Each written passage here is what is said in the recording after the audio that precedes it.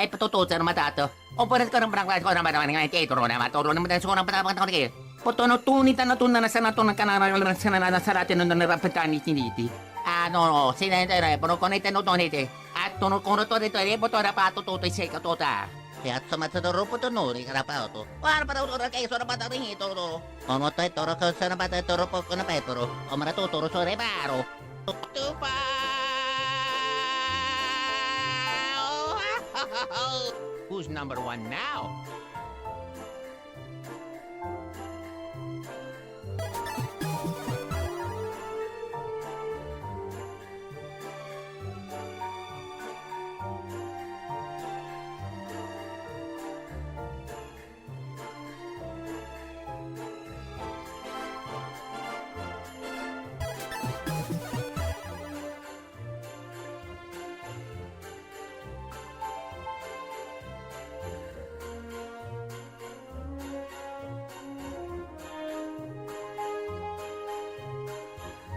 Thank you.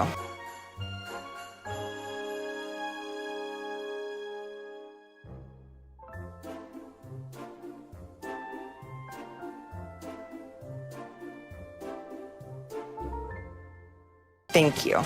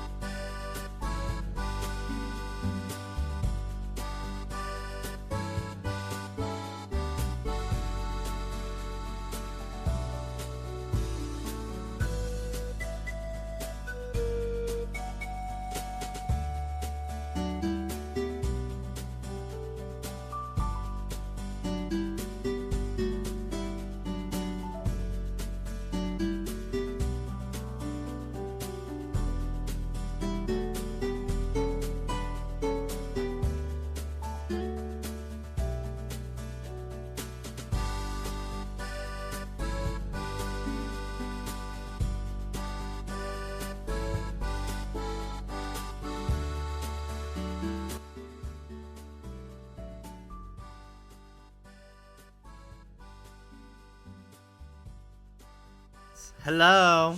Hello, hello, hello. Hi, hi, hi. I know. That's his new spot. Laying on my box with little clothes on top of it. Ruby's here too. Dallas is in the bathroom, in the bathtub, so she's like just anxious about it. Anytime he takes a bath, she sits in my office and stares at the bathroom door. Like, what the hell is going on in there? Jimmy, what's your April Fool prank? I hate April Fool's Day. I hate it. I've already fallen for like fucking 4 things today, I feel like. I fully thought Drag Race Ireland was real. Because it was still last night when I saw that. I hate it. I hate it. I love when it's like the type of April Fool's stuff that I really like is when like people take the opportunity to do something new and different but worthwhile. Like Murder of Sonic the Hedgehog. What a delightful experience that was. The Build-A-Bear emo axolotl. Like, okay. But just lying to me, it's so annoying. It's just so fucking annoying. It's low effort. I've been on the internet so long now that I feel like every like low-hanging fruit April Fool's joke has happened. So I'm just over it. Anyway, I know the axolotl, I sent it to Oscar from Just Trish because he loves them. Trish always gets him little axolotl plushies and stuff. But they were sold out by the time he saw my text. Wait, the axolotl wasn't real? No, it was real. It was real. That I was saying, like, that's the kind of thing I like. Where it's like, we're gonna do something silly and stupid, but it's not clickbait. Like, it's like, we're just gonna do this one day thing and makes it special, you know? But it was a limited time and they sold out very quickly, so I wasn't gonna get one, but I'm not a big buy a Build-A-Bear online. The only time I've ever done that was when I wanted to surprise Dallas with the Glaceon one. But if I'm gonna get a Build-A-Bear, I want to go there in person. I wanted to go there when they had Sonic ones because I wanted Shadow, but I don't know if they have them anymore. I used to love Build-A-Bear, but I only went twice as a kid. And as I got older, I like saw like, did you ever have these Build-A-Bears? And apparently I had like one of the cheap ones. Like, I guess they had like a budget-friendly Build-A-Bear. I just got an emote. And it was like $8. And that was the one my sister and I both had. I loved it. I thought it was cuter than all the fucking expensive ones anyway. I used to go to Build-A-Bear.com and like look at all the Build-A-Bears. But yeah, let me see. $8 Build-A-Bear. I ended up having 2 Build-A-Bear as a kid. As I got a little older, I got another one.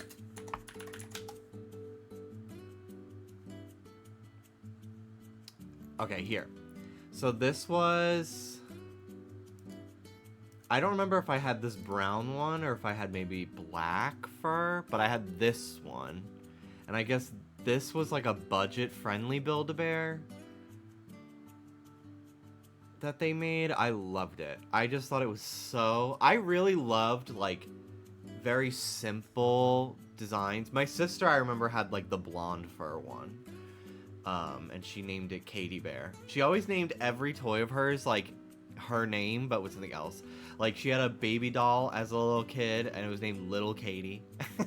And then she had one of these Build-A-Bears in, like, beige cream, and she named it Katie Bear. Meanwhile, I'm like, Teddy.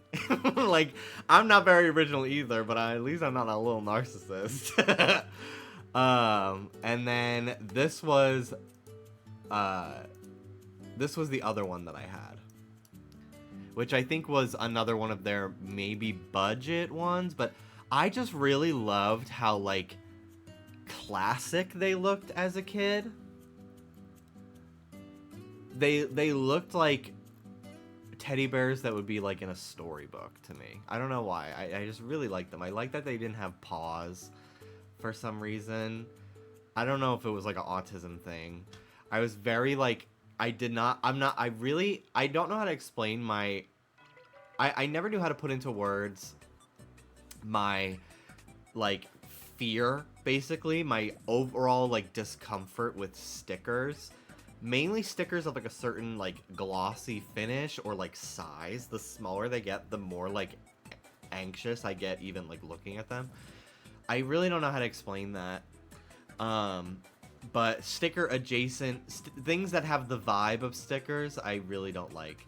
So like the paws on the feet of a Build-A-Bear. Now I don't care, but as a kid, like this was very triggering to me. The paws for some reason. Also, the little felt heart that you put in the Build-A-Bear. No. I literally, they put it in there because the worker like kind of made me feel like, oh, you really should do it. And then as soon as I got home, I asked my parents to open up the back of the Build-A-Bear and take it out. Because it was so like... it was like, I don't know, it just felt so, it felt, it might have been the shade of red that it was, honestly. Joshua, thank you. But yeah, eventually, I don't know what happened to this Build-A-Bear. But like a couple years later, I got this one. And I never wanted clothes for them. They were also expensive as fuck, so there was probably no way my parents were gonna buy them. But I never wanted clothes for them either. I liked them just naked. I just thought they were cuter without clothes. I remember carrying this one around and saying it was Pikachu for a while because I didn't have a Pikachu plushie, so my brain made me look at this and see Pikachu. But eventually, I don't know what happened to this one, but probably went to Goodwill, but my aunt's dog Quinn eventually adopted this Build-A-Bear, and this was her, like, security toy. It was very cute. Barnes & Noble had a bear.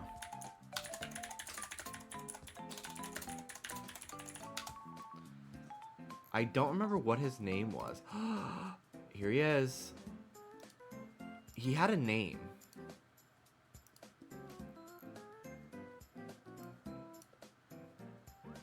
My aunt had one of these because she worked at Barnes & Noble. And my sister and I would always play with it when we went to her place. Harrington. His name is Harrington. It was big too. It was a big teddy. It was very cute. Very, very cute. Loved Harrington. But yeah, he stayed at her place. It was like a... We only have it when we visit her. Probably because my mom was very like anti-clutter. And when she died, the floodgates opened up for me. She was very anti-clutter. She didn't mind me having like little figures because like they could be put away in a tub and like cleaned up. She was very like, no more stuffed animals. Like, they have enough. And then my sister and I would always find a way to get more. Webkins, I think, was where she finally gave up with that. But for a while, it was like, no more Webkins. And then my aunt and I and my sister, we went hunting for Webkins for like a full day all across Connecticut. All across Fairfield, Connecticut. And we finally found some. And she was just like, I had to get them. I had to get them the Webkins. Like, I wanted to find it. Was at that point it was for me that I had to find these fucking things. But yeah, so that was probably one of the reasons why we did not have this guy. I should send a picture of him to my aunt, see if she remembers him. But yeah, having kids in the 90s and thousands when you hate clutter must have been god awful. Yeah, I mean, I'm sure kids nowadays still love toys, but I feel like they're more intrigued with the iPad more than traditional toys. But that could be me just assuming. I don't have children, and I don't interact with children on the regular. So, the most I would see was Dallas's niece, like, once a month when we lived in Florida. And she had a couple toys. She did have a little bit of toys. I would think they'd be influenced by what they're watching on the iPads, blind boxes. Yes, Kinder Surprise eggs. Or shit like that. My niece loves Amazon. Girl, the boycott. I saw a Pop Crave tweet today that was like, Target's foot traffic is down 8 times what it used to be because of they're getting rid of DEI, and then right above it, Costco's foot traffic is 13 times stronger by standing with DEI, as I was on my way to Costco to buy a rotisserie chicken. They don't have my glasses at Costco anymore. I was looking today because I was like, I should get a backup pair because I love these frames so much, and they don't have them anymore, so I gotta be really careful not to break these because the slight green, it's like, this is my identity at this point. I wear these... I would sleep in them if I could. Sherbert, thank you for the streak. Hello, Joshua. Hello, Peace Bills. Julie Gem. Hello, Alan. Hello, Kebra. Hello, Sherbert. Rattan.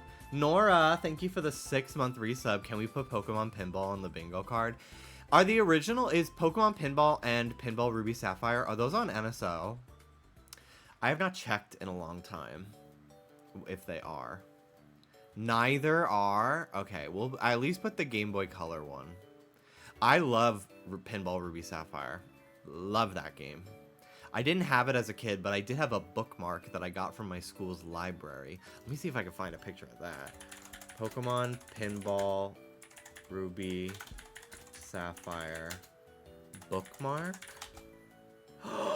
Oh my god. This is going for $25 on eBay. That's ridiculous. Mine had Plusle and Minun on it, I think. But yeah, they were just little bookmarks that they gave out in my school.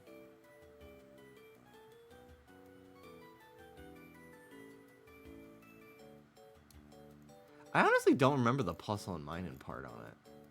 I just remember the main part. But yeah, they gave out, my school gave out video game bookmarks for quite a while. I think because the school's librarian, her son in the grade above me, liked Pokemon and stuff like that, so maybe she went out of her way to get them. But they had Mario Party 5. Dude, can I find the Mario Party 5 ones? The last ones I remember them having, they had Sly Cooper ones, I remember. The last ones I remember them having were Diamond and Pearl, actually. They had one for each of the starters. Let me see, Pokemon, okay. Mario Party 5 bookmark. Oh my god. Yes. Holy shit, dude. Yeah, so Mario Party 5, I guess, was like an election year themed promotion. So they came with little stickers. And I remember I put the Mario one on one of my mom's just books. I don't know what the book was about. It was just a blank book. And I said, it's a Mario book. And I made up a whole story that was in the book. This is the Wario one. Wario for Treasurer. Isn't it hilarious? Let me see if I can find Pokemon Diamond bookmark. Yeah! Oh my god. Wow. I remember making sure I got all three of them, and I think I taped them on the wall in my room. Piplup. This is how I knew I was picking Piplup. I remember getting so annoyed. These are going for like 15 bucks each. That's crazy. But like, ugh. There is a little part of me that I'm like, this would be sick to own. But it wouldn't feel the same to me buying it online. Like, I would have wanted to keep mine from when I was a kid. But I highly doubt I still have them. They had Turtwig as well, but I don't see it on Google. But oh, here it is. But yeah, I remember collecting them all, and I remember using them as, like, drawing reference, because I didn't have, like, the ability to, like, print stuff at home. Especially not in color ink. So I would, like, draw them all the time. Just, like, put them in my notebook, and I would just draw and look at them before the game came out.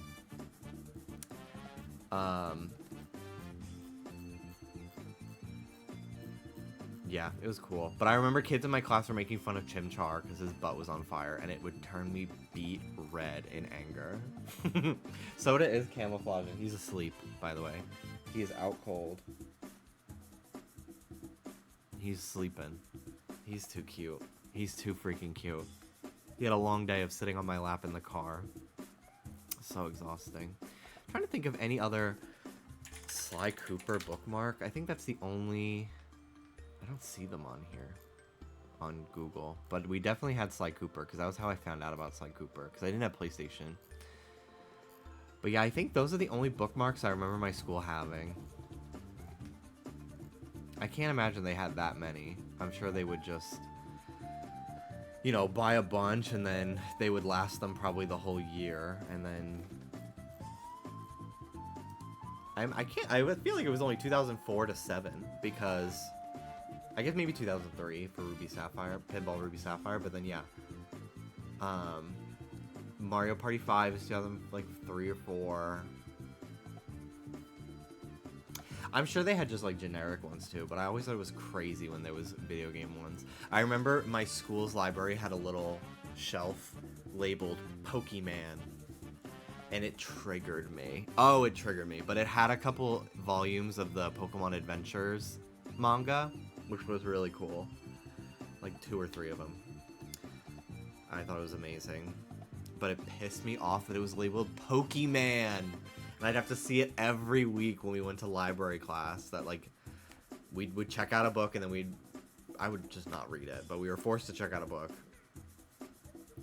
Pokemon moms are a dying species. They are. They really are. My dad, my mom, they were never Pokemon parents. They were always Pokemon because I would probably fucking annoy them by being like, it's Pokemon. But my dad knows quite a few Pokemon because I would always bring him my broken toys to super glue back together. So he knows minin because that motherfucker's ear was always breaking off. He knows Squirtle. His tail was always coming off. Charmander's flame. Just a bunch of them. Hello, Hannah. Hello, Sketchy Pixels. Joshua Torlini, thank you for the 62-month resub. Cinnamoons, 37 months. It's been a while since I've last stopped by. I hope you, Dallas, and the pups are doing well. Excited for tomorrow. Me too, and we are. Hope you're doing well too. Thank you. Sketchy Pixels, thank you for the 57-month resub. Huntober and PK Madrigal, thank you for those bits, by the way.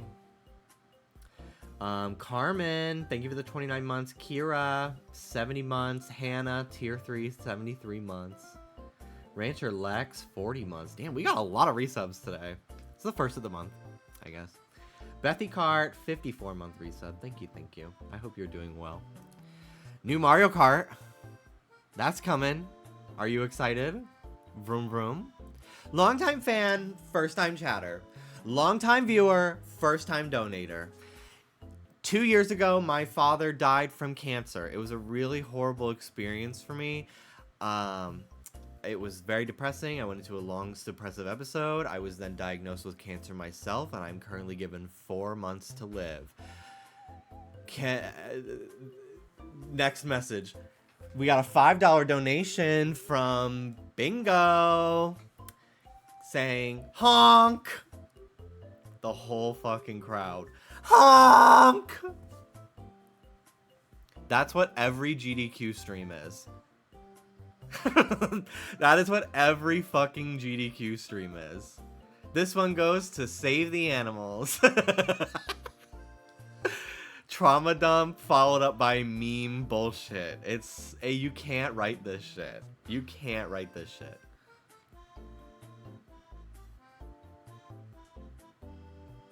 Hello, Danny. Hello, Mads. Hello, Hunter. I would literally be so good at reading those donations. Like, how do I get that gig? No, I think I would thrive as a GDQ announcer. I think that's like a calling for me in life. I have great on the mic hosting skills. I did that shit for years at like PAX and stuff. I would be good at that easily.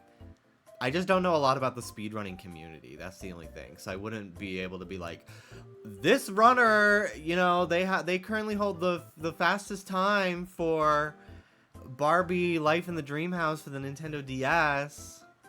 Give it up for Waro Peachy. I want a Safari Week GDQ parody stream. OMG, who did this? Hashtag Jimmy for GDQ. You already know. Who else is here today that I have not said hello to? Amy, hello. Hello, hello. If I didn't say hi to you, I'm not scrolling back up. if I didn't say hi to you, just say hi again. I'll say hi to you right now. I don't feel like being behind on chat. Jimmy got that Fifi today. That shit is so ridiculous. Hi, Danny. Hello, Maddie. Hello, Rattan. Hello, Mr. Puff. I'm like, hello. Hello, Jelly Scoot. He's still sleepy. Max, how's it going? Guys, the amount of gay men that I have unfollowed in the last 24 hours who have posted Ghibli AI art of themselves. The gay bears, they eat that shit up. And I'm like, it literally It never looks like them. It always looks like the most generic guy with beard. Every fucking time. Every time. Gay bears and couples. Yeah, and the filter makes them look identical. When even in, you know, gay men, they tend to date themselves more often than not. But the Ghibli stuff, it really makes them look like clones. Did you hear that Ghibli lawyers are already activating over that? Good. It's about fucking time. One of these corporations. It's goddamn time one of these corporations exercise copyright law. They are evil, but you know, I would not be upset if they copyright and sued the fuck out of these AI apps for stealing their work and shit. That's one thing where I'm like, actually, let the evil cannibalize the other evil. I feel like I'm surrounded by people on different wavelengths when I realize most people still use AI. The frivolity of like the use of ChatGPT to like ask questions that you can just like Google is pretty crazy. I know Google like forced their own AI now as well, which I'm sure is not great for the environment. But like doing ChatGPT, like for those who don't know why ChatGPT, I watched a whole video about like how there's a Chinese tech company that has a new AI model that has a significantly lower carbon footprint than ChatGPT. Because ChatGPT uses like it's called an Einstein model, where it like anytime you ask it anything, it checks. You can literally be like, what color is the sky? And it checks every single thing it could ever know in the world. It's going through recipes. It's going through math equations. It's going through animal facts. Like it's going through everything just to tell you the sky is blue, you know? So because it is going through so much data for no reason, that's part of the reason why it has such a carbon footprint. So people just being like, I don't know, what year did Lincoln get shot in ChatGPT is using like exponentially more energy than literally just Googling it. But ChatGPT is seen as like it's like the fun way of asking the question. I really just don't think people realize. Yeah, and the answer will be like 2003 on Google, because that AI is just so stupid. But yeah, I feel like people just don't understand that, because I feel like they think ChatGPT is the same as asking Siri, which we've been doing for years. But it's just like this new thing that can do all sorts of stuff. If they're not, I truly believe that a lot of people who frivolously like use AI and like make AI art, like the casual, just like I'm hopping on the trend of a Ghibli AI filter. Like I think they just have no knowledge of like how the AI is doing that. And I think the majority of people, if you told them like, hey, not only is this like really bad for the environment because it uses so much water to cool the computers and energy to power the computers to generate these things, it's also like the way it's learning all this is stealing from actual people. I think most people would have a second thought about it. But exactly, Alex, a lot of people think it's literally just like a Snapchat filter.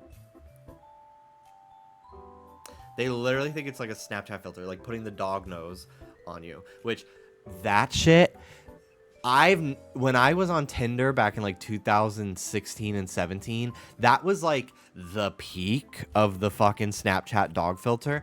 If somebody's Tinder photos, they could have been the hottest person I had the most in common with. If I swiped and like slide 3, one of their pictures is them with the fucking dog nose on Tinder, I would block them. That shit pissed me off. I don't really know why, but it would piss me off. I don't know why I hated that filter so much. Have you seen the trend of mothers showing the baby photos they took of their children in 2016? And it's all their baby with the damn dog nose. Yes! Yes. I have. They're like POV, which they're using POV wrong, but okay.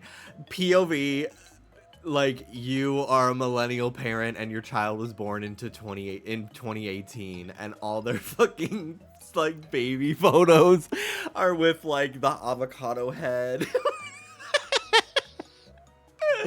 If I go on Tinder and see Ghibli AI, I'm a tweak. I think there's something so cringe about the captions for a lot of these AI. Like, I remember like 2 years ago when like Lenza AI was like very popular on Instagram, and people would just, I remember a lot of Rue girls were the ones I was seeing do it the most. They would like they would post like 10 different AI arts of like the same like selfie that they took, and it would like, and it's just like the same photo of them in different art styles, making them like look hotter or something like that. And like, it was just like, you know, I had to do it too. Like the most like cringy captions, like trying to like, there is not Carrie Colby. No. Don't tell me that. But it's just so, it's so crazy. And like, there was some like, there's something so like, AI does not roll off the tongue. Like, it's very hard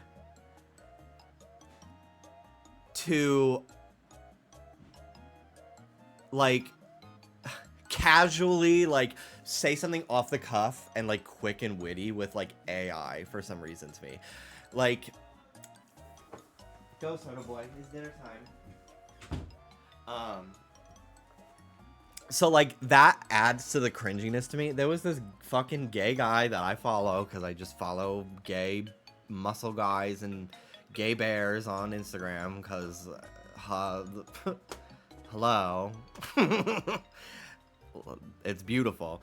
But he posted like a bunch of like AI Ghiblis of himself, like of his gym pictures, and it said, I put in the AI in gains.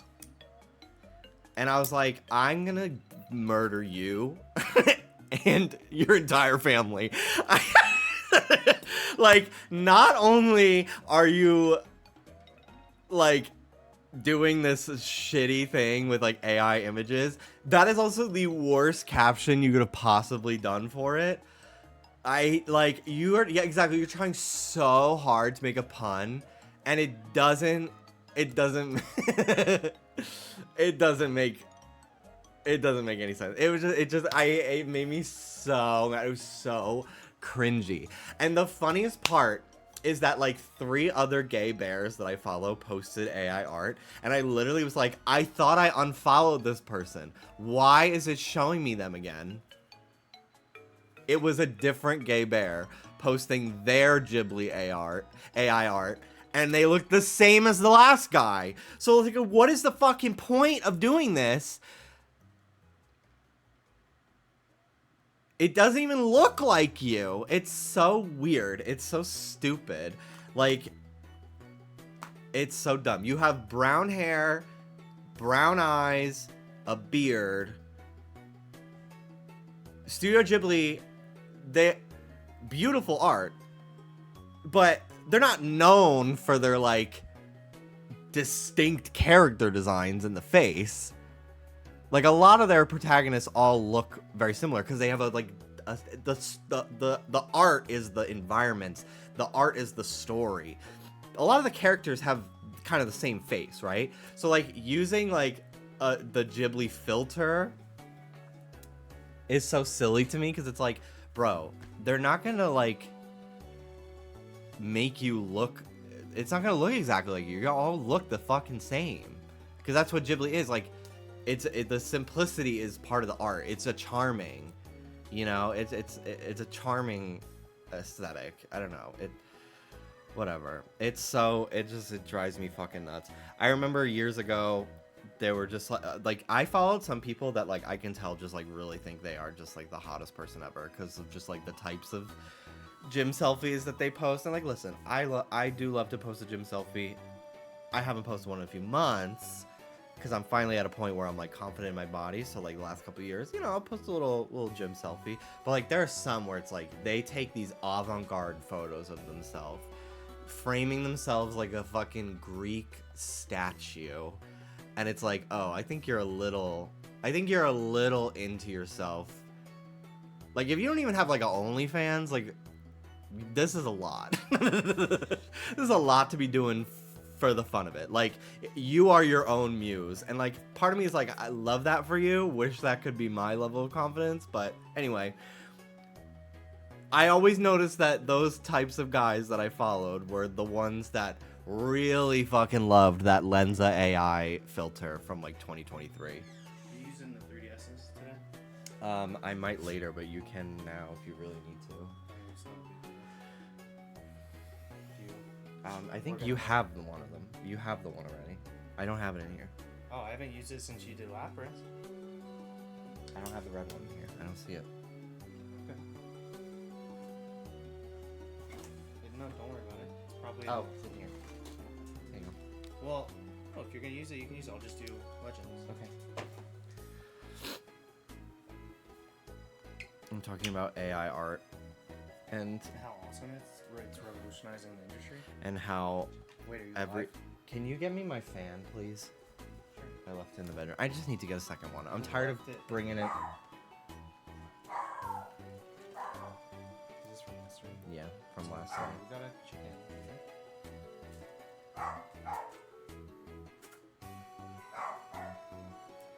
Thank you. Thank you. I don't remember what I was saying at all. Sorry. Oh. So yeah, it's just like I just remember like people posting like they would take like a picture of themselves and then put it in the AI and they would literally post like three feed posts of like 10 fucking different versions of the same photo. And I was like, how are you like this into yourself? Like that, it's a little bit like, okay, this isn't fun for anyone else. Because it's not like I'm gonna be like, ooh, you look so hot. Like, it's not a picture of you anymore. And I'm not, what am I gonna do? Compliment the art? No one made this. There's nothing to say. I think that's what it is. There's just nothing to fucking say in response to it.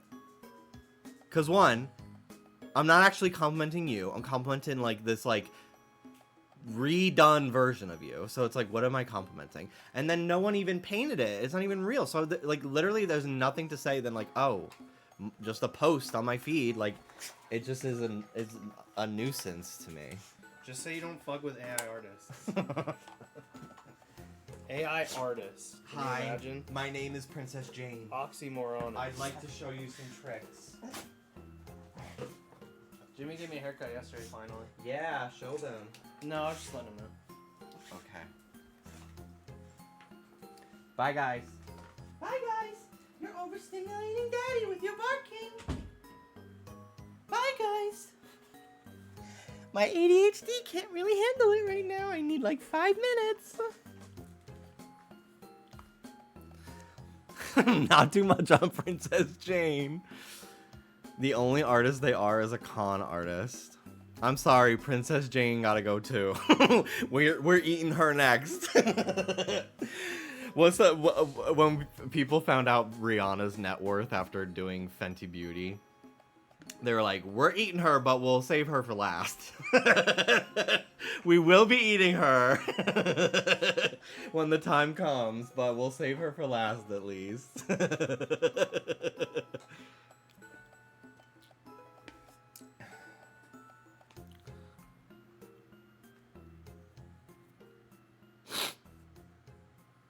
I just know the developers of AI think they're the most impressive people alive, too. Yeah, absolutely. All right. Let's make this bingo card, shall we? On a lighter note. Using GIMP today because I started making my own invoices for the podcast in Photoshop. And that has all of my bank information and my full address on it and phone number. And I don't need to accidentally have Photoshop open recent projects. So we are doing GIMP for today instead. But yeah, I finally switched to, I used to get paid via PayPal because it was just their invoices. And I would charge every like 2 weeks or so for my work. And PayPal would take, like $20, $30 fee. And I'm like, oh, annoying, whatever. But I just was like, that's just part of it. Like, if that's just part of using the service. And then I invoiced for the podcast. I literally like hadn't sent an invoice like all year just because like Trish was busy and out of town, and like I kind of just kept forgetting. So I was like, okay, like I've got like 6 to 7 weeks of like work that I want to invoice for, so let me just do it. I made the invoice. PayPal took several $100s in fees. I was like, it really like put into perspective how much money they've been just taking from me for no fucking reason. So it's annoying to have to make my own invoices now, but I made them look cute. I put my little logo, my little art that Rich made for me on there. And I'm just making them myself now in like Excel and then screenshotting it and then putting it into Photoshop. And then now I get paid via wire transfer. So 0 fees get taken from me instead. And I got paid today, and I was just like, oh, wow, it's so nice to get the full amount. That's great. So I'll be doing that from now on. Which I'm kind of fine with, too, because, like, I always just felt like I was going to accidentally do something wrong on PayPal. Because it would always, like... They're also changing their invoice webpage soon as well, and I don't like the new one, so... You can make your own little checkbook design. Yeah, I'm like, I want to make my invoices look cute. It's like now I'm like, oh, well, this is like a fun graphic design little project for me now, I guess. But yeah, it was nice. I got to pick my fonts and everything.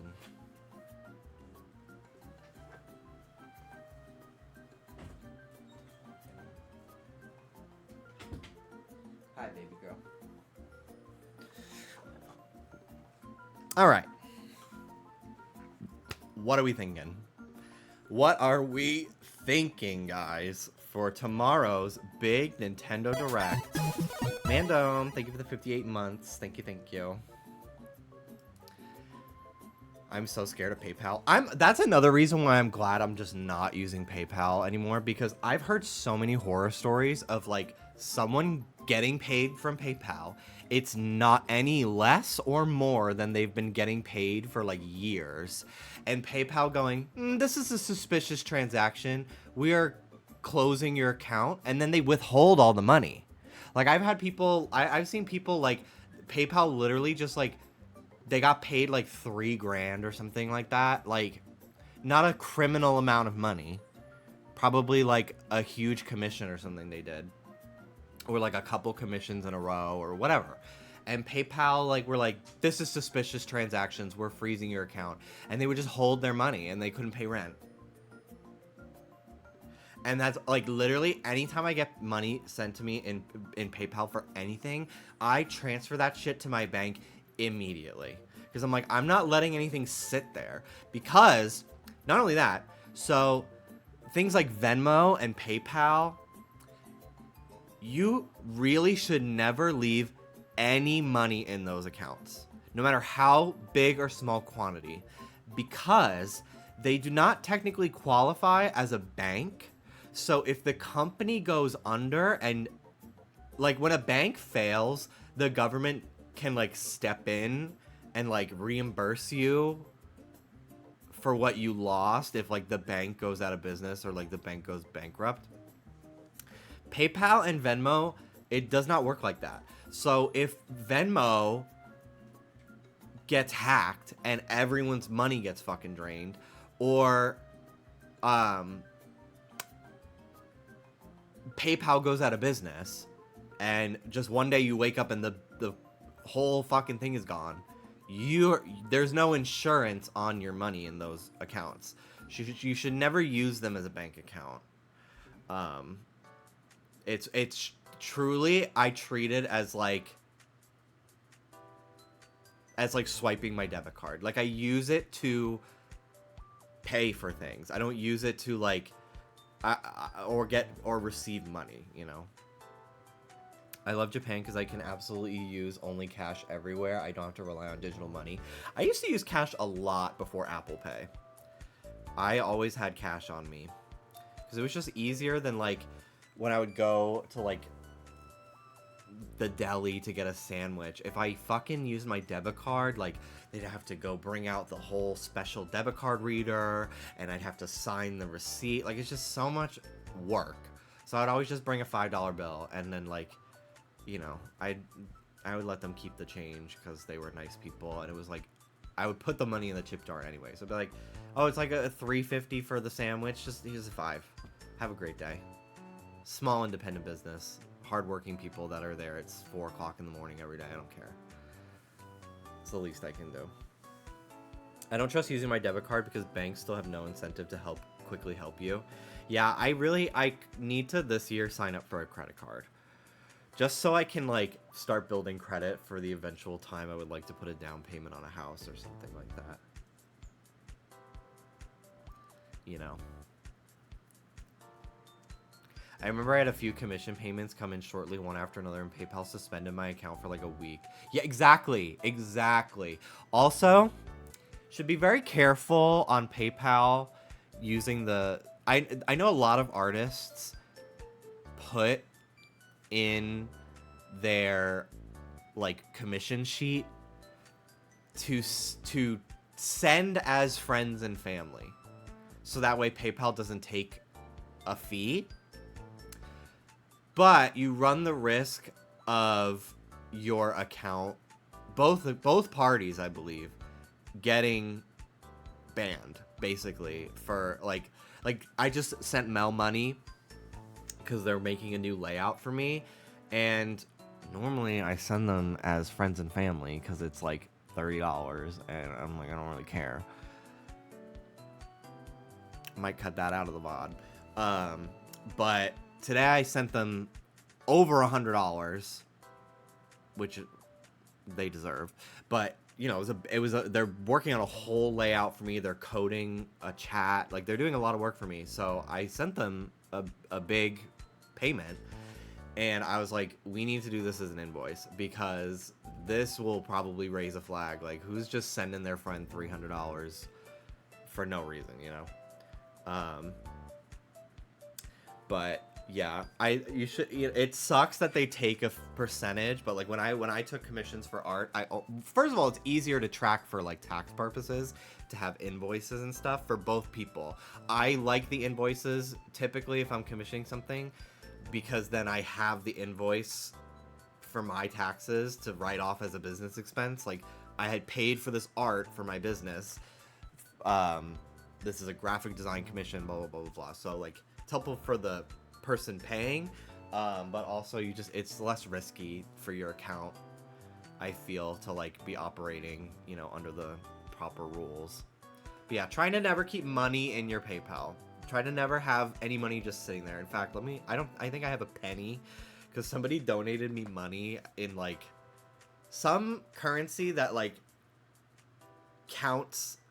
I don't remember what it was, but literally like they just sent me a penny to my PayPal, and I can't do anything with it.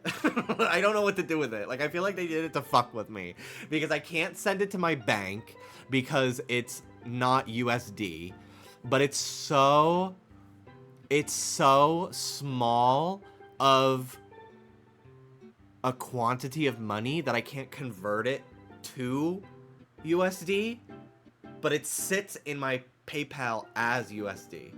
So I literally have a penny just sitting in my PayPal for the last like 3 years, and whoever you are, I'm gonna find you and I'm gonna kill you.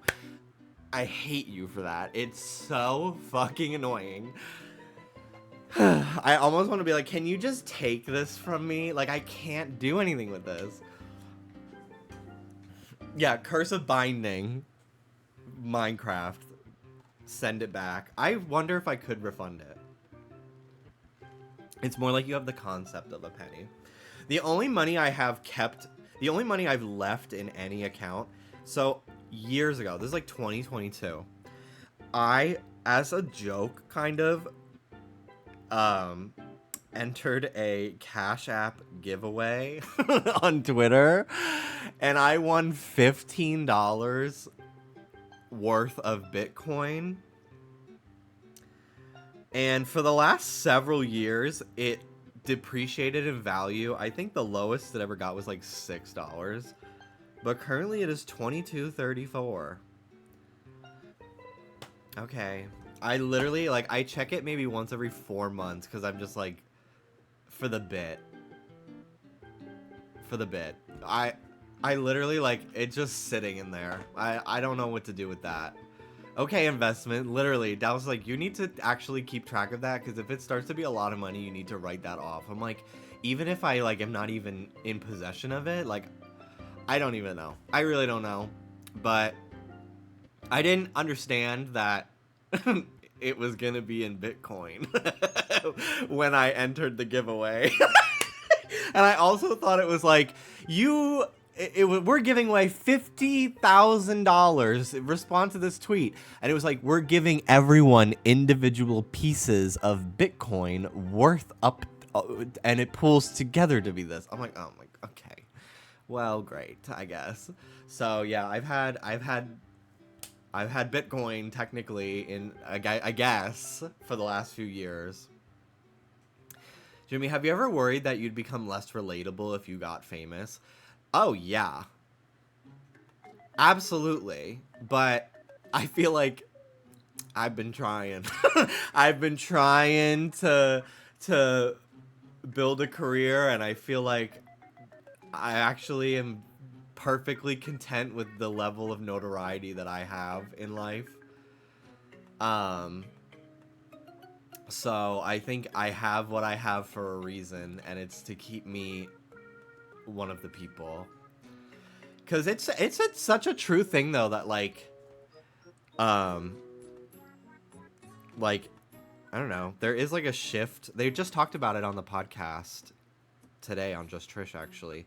Because they were like, Emma Chamberlain, like, used to be, like, the every relatable girl, and then now she's, like, literally, like, at the Met Gala for modeling for Vogue. Like, she's not relatable anymore, and, like, her audience, like, has definitely shifted because of it, for example. I'm like, oh, that's so true. But it's also so much more common with women influencers too. Like, I don't think the Paul brothers were ever really relatable, and their fan base fully doesn't fucking care either, you know. But yeah, that's why I'm always like, I would like financial comfort. Like, I don't dream of being rich. I dream of, like, being comfortable, because I'm just like, I don't want to lose the connection to the real world that I think makes you human. Like, I don't ever want to win the lottery. I'd love to win, like, a raise, you know? Like, I don't...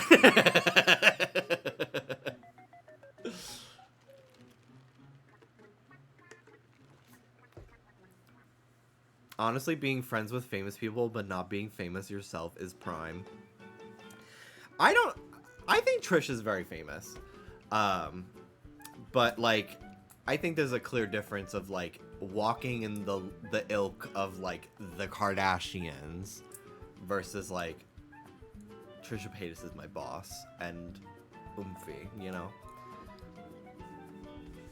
But I've been friends with like very famous YouTubers before, and never envied the drama and shit that came with that ever. It honestly stressed me out watching them go through it every single time. I was like, this is awful. Oh my god, I was just looking for this.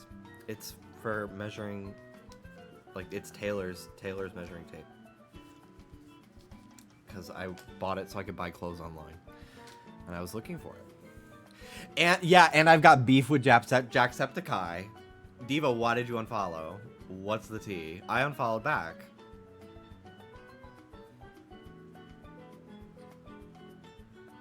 An Oomphy ship is a two-way street.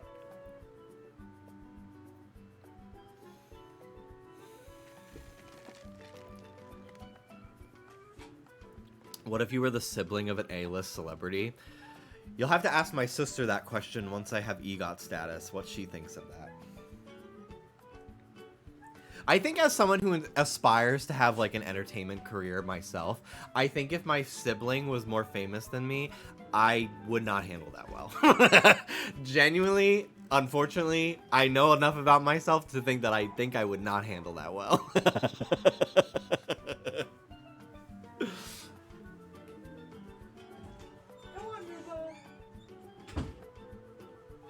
Like, if I was the fucking Dylan Efron to the Zac Efron. Although Dylan Efron is, because of Traders, has really made a name for himself, I feel.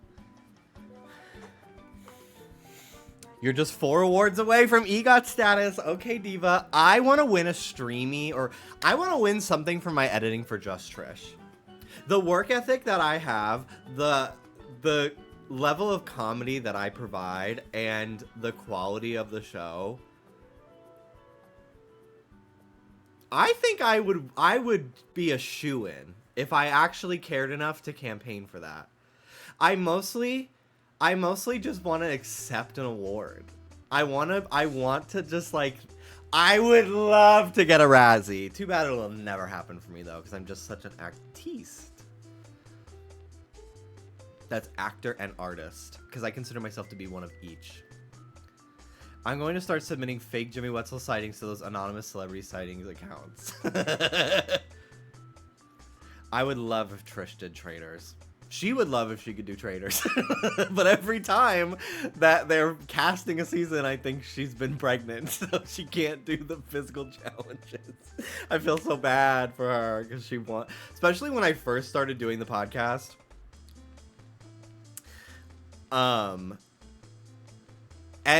When they had like guests and stuff, it was during season 2 of Traders, every single guest, she would bring up Traders and say they would do amazing on it and tell them to go on it. She would pitch it as if she's like doing PR for the show.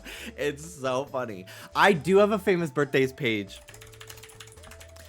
Let's see what my ranking is.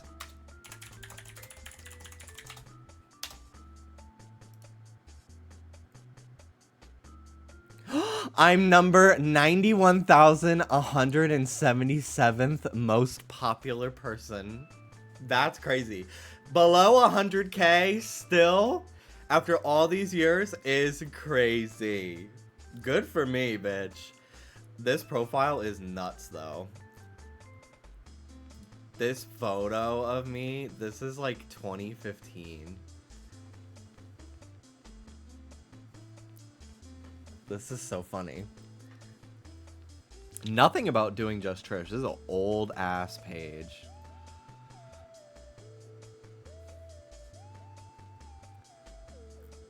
I have the same birthday as a lot of people, actually.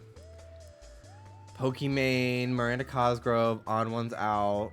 I remember I met him and I said, we're both named James and born May 14th. And he was like, oh. I was like, oh. I guess that was a weird thing to say. I thought it was cute. I literally don't know anything about this guy. I met him because I went to one of Ross's shows that they were doing together. So I heard about I learned who he was fully from Famous Birthdays. I was like, oh, I know this person. I don't think I've ever seen one of his videos, but he probably thought I was a creep. Yeah, Mark Zuckerberg. Devil Amongst Us partner. Kate Blanchett, George Lucas, Miranda Cosgrove. Miranda Cosgrove? Oh, she's number 2. I was going to say, why is she not even in the top 20? That's sacrilege. I don't know a lot of... I actually do know these two. Martin Garrix, Gronkowski. I don't know who Emery Bingham is. Brace Face. I don't know who that is. There's so many young influencers now that I've never heard of them. I barely know half the people they fucking bring up on the podcast.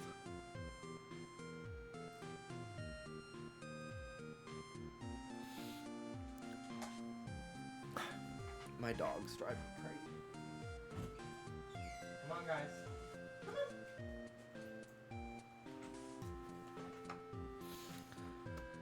Emery Bingham is the girl who did the Ariana Grande green screen parodies. Oh my god. That's so funny. Is she the one that's like, oh my god, she's talking about Macklemore? Is that her? That is, if that's her, that's so fucking funny. That's so crazy. Wow. Also, I don't know why she's not on here. I'm pretty sure Valentina from Drag Race is the same birthday as me too.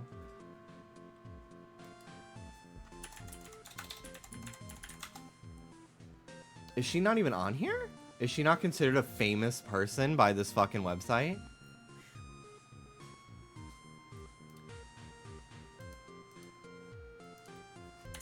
I was just thinking about celebrities that have the same birthday as me today in the car. Valentina drag queen. Wikipedia. Yeah, May 14th, 1991. My sister has the same birthday as Lizzo. That's why. I was listening to Bob and Monet do the podcast with Lizzo today because I'm a patron, so I got it early.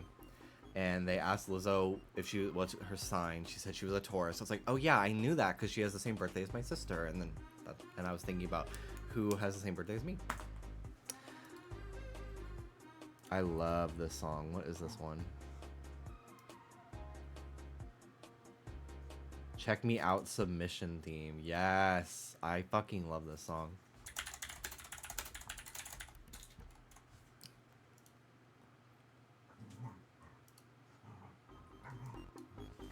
Guys, stop fighting. Bye-bye. You can stay in here, though, little fucker. Little guy. Hi.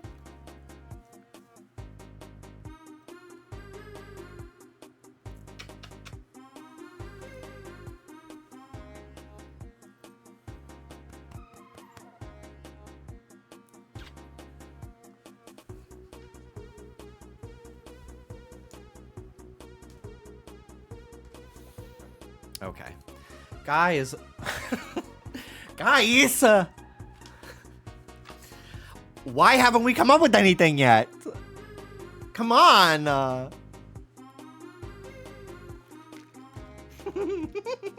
I have no idea what to ask for.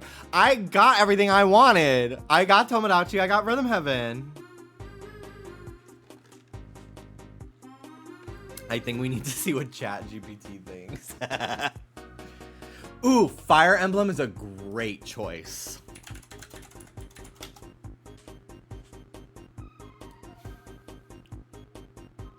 Hang on.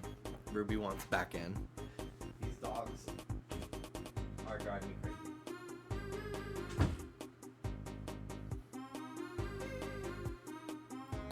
I don't want to do this right now. Okay. What should we use as like the picture for Fire Emblem?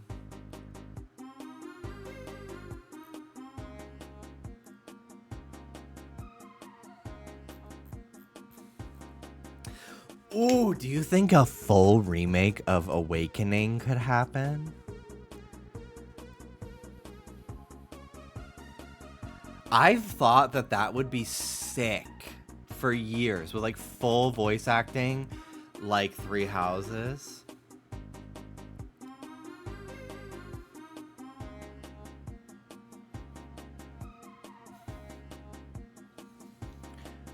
Let's just put Fire Emblem. We'll put the logo. What a boring ass logo. The like modern Fire Emblem is such a boring logo. We're gonna use this Game Boy Arrow one.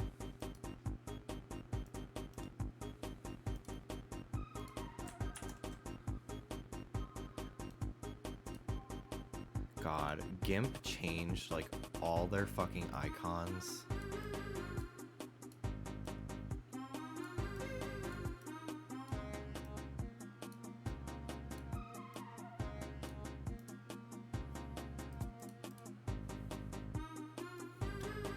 Fire Emblem.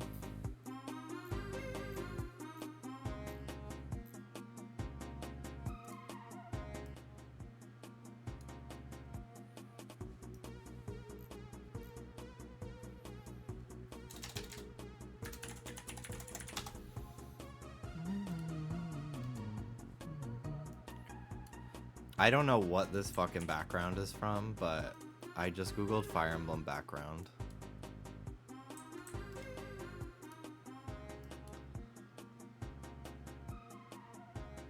There we go. Okay. Yeah, Wind Waker HD. That's a good one. Keep manifesting that.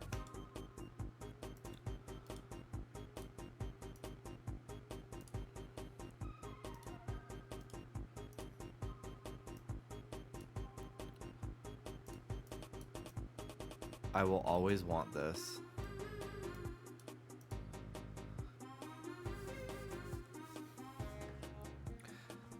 Pokemon 2. Ooh. So I was listening to Kit and Krista, former Nintendo Minute hosts, and they were talking about how on Nintendo's website there's some fine print. And so when they showed the like digital cartridge bullshit where you can like share games that you own digitally with other people, on their website they make note. I'm gonna find what they said verbatim because they explained it better than I can. Also, if anyone wants to change this color of this layout, let me know.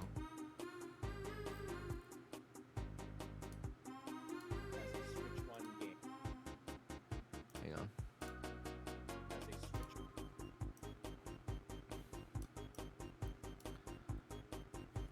Pink. Pink.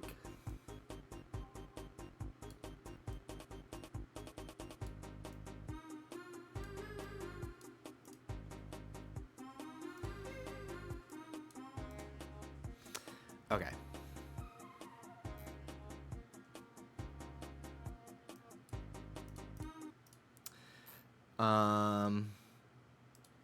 Here we go. One game because I think they want to use it to highlight backwards compatibility here. They did also, if you read the fine print for those kind of digital game transfers, they did mention the distinction between Switch 2 exclusive games and Switch 2 edition games. You gotta read. Compatible systems must be linked to a Nintendo account to use virtual game carts. Nintendo Switch 2 exclusive games and Nintendo Switch 2 edition games can only be loaded on a Nintendo Switch 2 system. To move virtual game carts between two systems, you must pair the system. So, they've basically confirmed that there will be a Switch 2 edition of Switch 1 games that can't be sent. So, like Breath of the Wild Pro or like Breath of the Wild Definitive Edition, right? And you can move Breath of the Wild Original between systems, but Breath of the Wild Definitive Edition will only be able to be moved between Switch 2s. See what they're saying? So isn't that interesting? So I think they're going to talk about that tomorrow. And I think we're going to find out the very first Switch 2 edition of a game. Do I know what that will be? Not really. I don't really have any guesses of what that might be. I feel like 4K 60 FPS Breath of the Wild Tears of the Kingdom is probably a good bet.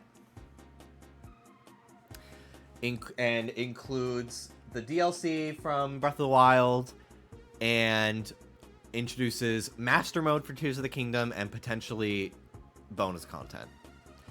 I also see, they talked about it, Kit and Krista, they talked about how they think that there will be, for developers that want to do it, there will be the option to do performance patches for Switch 1 games if you already own them. And it'll cost like $10 to like to update your version to to be the enhanced version. So like Pokemon, no, I think if Pokemon were to do it, they'd sell you the whole fucking thing again. But like, let's think of it just a random Switch game. Xenoblade Chronicles X just came out, just remade, just came out on the Switch. Let's do Xenoblade Chronicles 3. Let's do that one, because that's like a Switch original cartridge. Why was I going to say cartridge?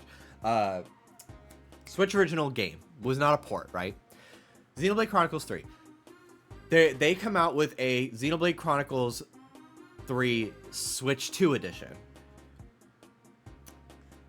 You already own Xenoblade Chronicles 3. Pay $10 to get a patch that enhances Xenoblade Chronicles 3 to run better on Switch 2.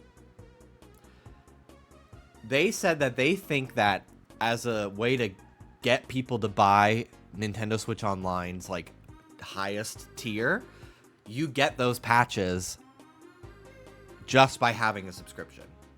You could buy them individually for each game if you really want to, but if you have Nintendo Switch Online, you get those as a perk, which I think is brilliant. Don't know how I'm going to put that on a card.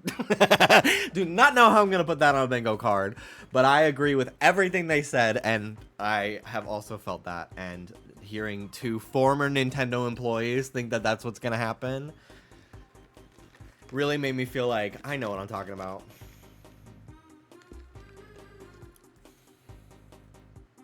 That sounds too smart of an idea. I don't think Nintendo will do that. Not you thinking you're smarter than two people that literally worked for Nintendo.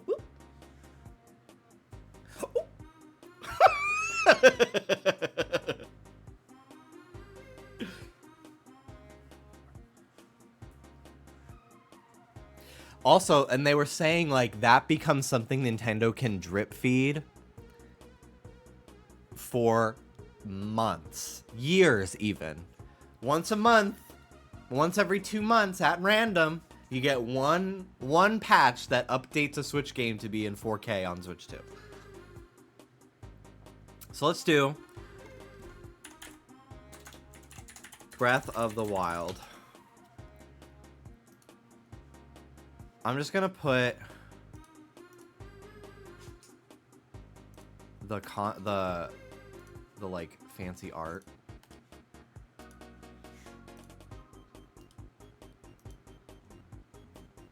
And we'll put the text that says Definitive Edition.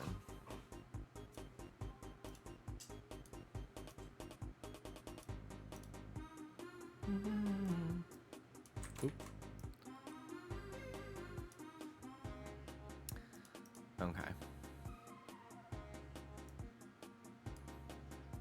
What's your prediction for the C button? I'll do that next, because I do have a prediction.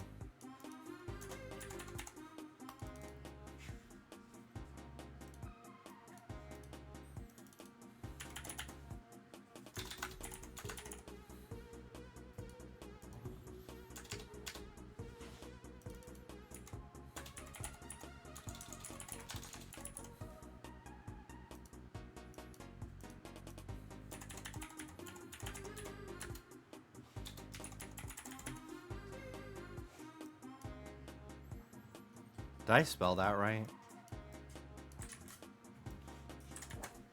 Out! Get out! Both of you. Oh, I spelled it wrong. Wow. My fat fucking fingers. Okay, definitive edition. I love this font. I use it on Not Loveline. It's called Righteous. It feels like a very Nintendo font.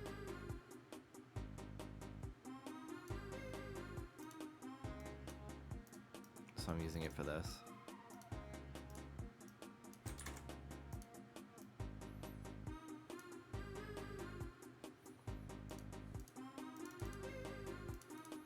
God. I actually fucking can't stand. Now that I've like taught myself how like all Photoshop's like little things to like make thumbnails for the podcast, I can't fucking stand GIMP sometimes.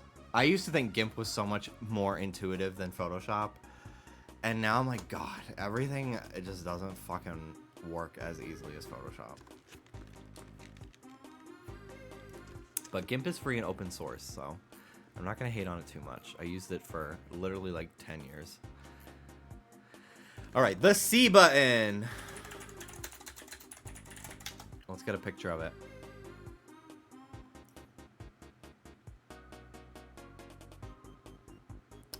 So, Nintendo today posted a teaser. Let me see if I can get it. IGN might have posted it. Is the Minecraft movie a musical? Or is that a joke? Dallas told me that yesterday. Is it secretly a fucking musical? Because they tend to do that. They tend to not market something as a musical, and then it's a musical.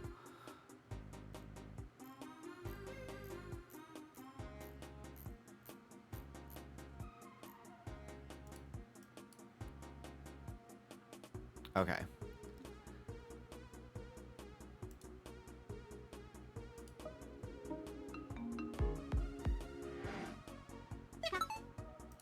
Doesn't that sound like a little guy going... I think this stands for communication. Connect. Chat. Something like that. I think that's what that C button is about.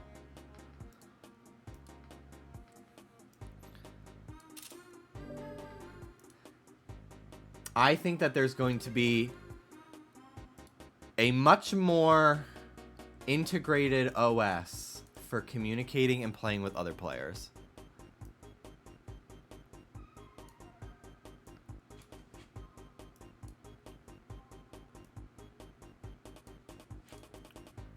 Capture for videos and pictures. So the capture button from the Switch 1 already exists. This is a new button that is also on there, which I think is a little confusing because one doesn't have a label and the other one has C, which is the first fucking letter of that word. But the Switch 2 has the original capture button of the Switch controller and now this one.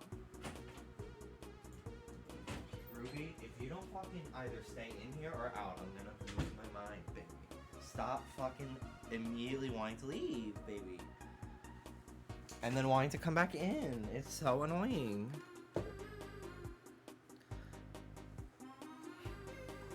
Need that second screen accessory to be real. I know. I want that so fucking bad, dude. You know what? Fuck it. Bring Miiverse back. I think that there will be a sort of social feed, actually. I do. For sharing screenshots amongst friends. I think you'll be able to stream games to your friends. Did you know that you could do that on PS4? And PS5? I did that years ago. In 2017, I played through all of Life is Strange. And my friend Allie, we were friends on PS4. And she connected to my PS4. And I was able to stream directly to her from the PS4. Me playing Life is Strange. Nowadays, people just stream to like their friends on Discord. But I feel like Nintendo, I feel like they might add something like that. I don't know if they'll necessarily bring Miiverse back by name, but I do think that there'll be a way to share screenshots among friends on some sort of feed. So I guess I'll just put social feed. I don't know if I'm going to entirely say Miiverse itself.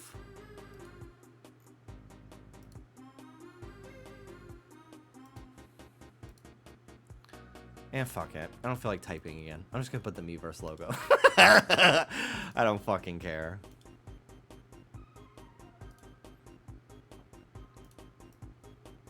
I hate putting text on an image in GIMP. So much. Picking the font. I have to like know the name of the font because there's no drop down window. It drives me fucking crazy.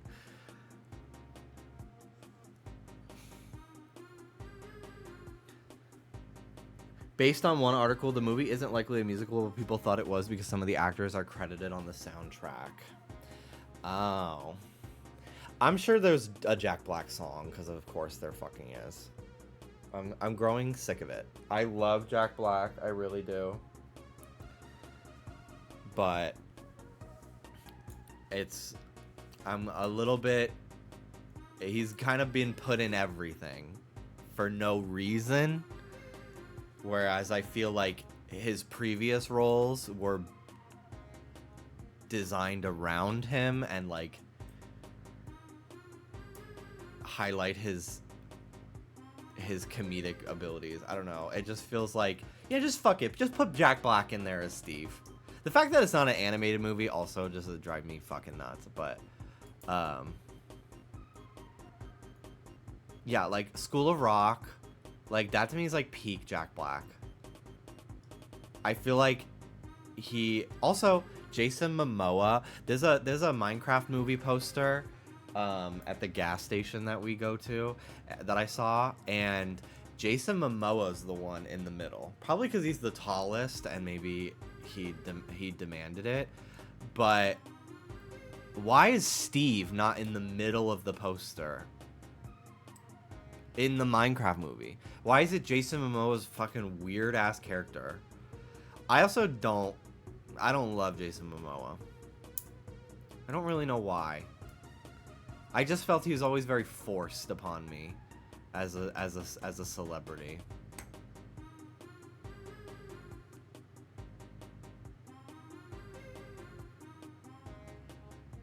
In a similar vein to Chris Pratt. Or like a Ryan Reynolds.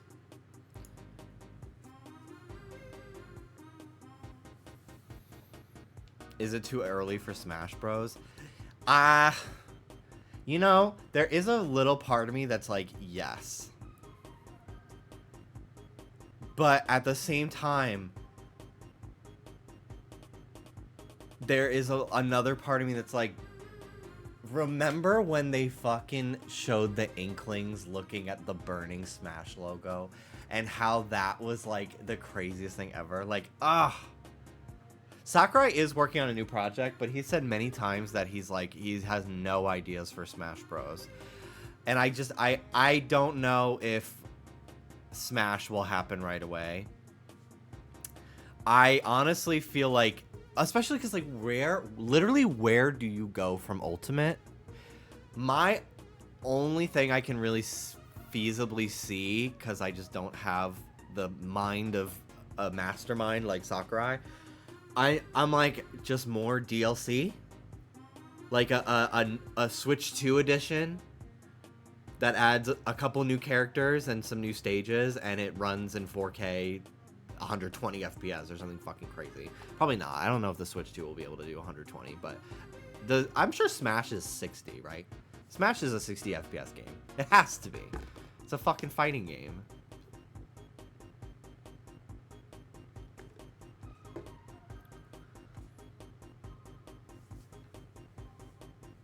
The Breath of the Wild is clipping into the Wind Waker box if you care. I care immensely. Thank you. If I fucking posted that at the end of this and no one told me, I would have been so mad.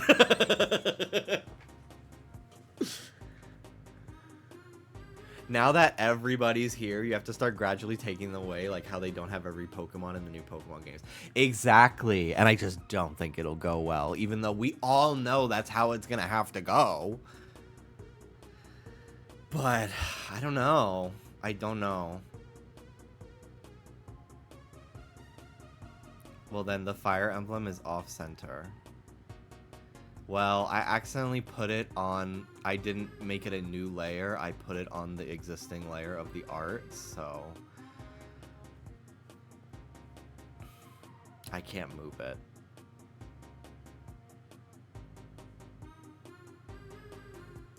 Who are the first chops from the Smash roster, then? I think a lot of the Echo Fighters are gone.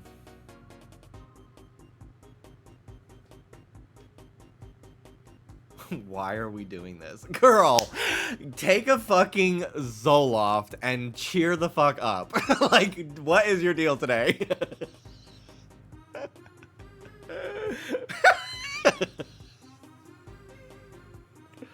The moment a new Smash is announced, my god, they're gonna be annoying every direct. I know.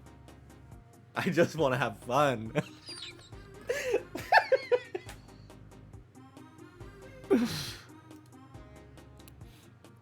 Okay. What do we think? Well, Mario Kart 9 is the free space. Because we've already seen it. I think Mario Kart 9 is a day one game. I really do. They've had since 2014 to fucking make this game. It's done. It's finished. It's ready. I don't know if I'd go as far to say pack-in, because I think they'll do a pack-in maybe in like year 2.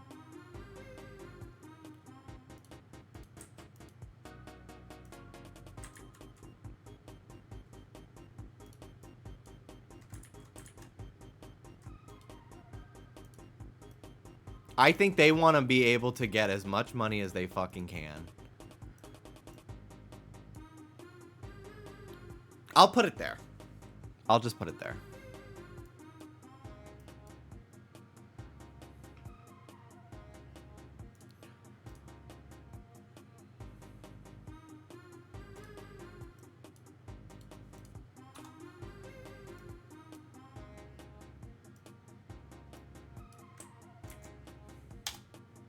Oh, okay.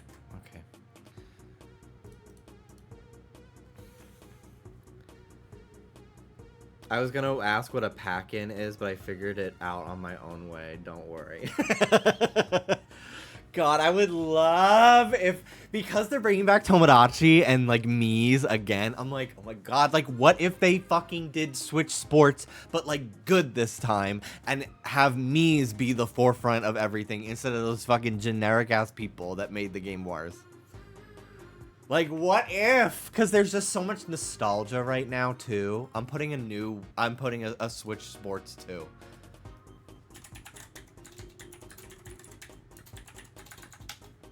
But I'm going to say Switch Sports specifically with Mii's. This shit, Floppiana Dupree McGillicuddy. This shit, oh my god, hold on.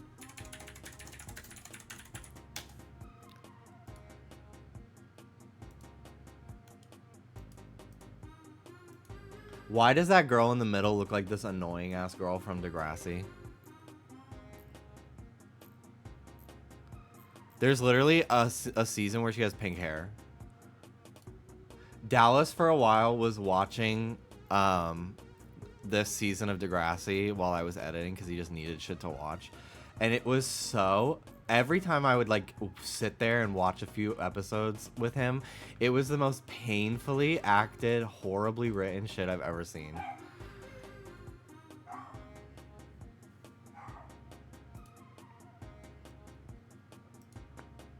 And like, I know the original Degrassi is like not exactly peak television, but I just felt like it was better than that shit.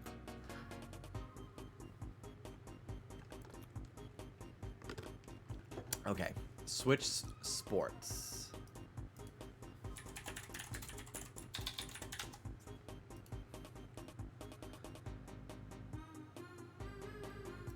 Nintendo Switch Sports.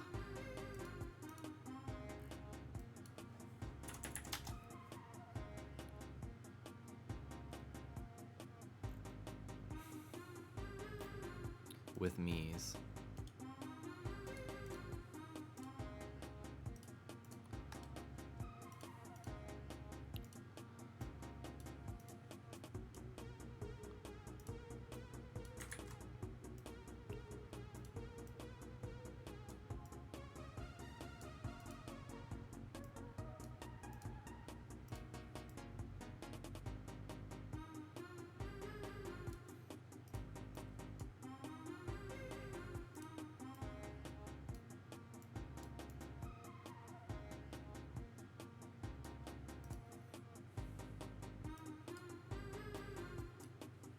I'm gonna put them on top of the box.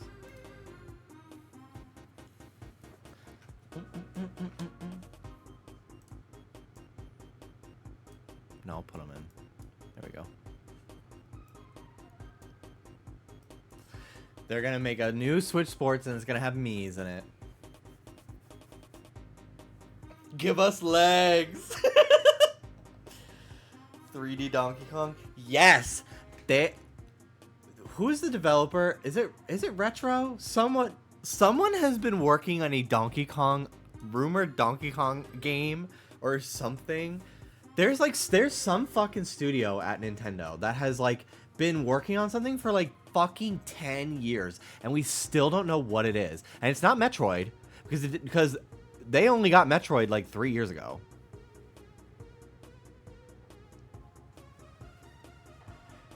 Retro Studios is still a thing. So originally, Metroid Prime 4 was being made in-house at Nintendo, and they just could not get it right. So then they scrapped the entire game and went crawling back to Retro Studios like, okay, can you do it actually, though? I know we said we didn't need you, but, like, could you do it? Please. Let's see. 3D Mario, I feel like, is a given. I feel like that's their big holiday game.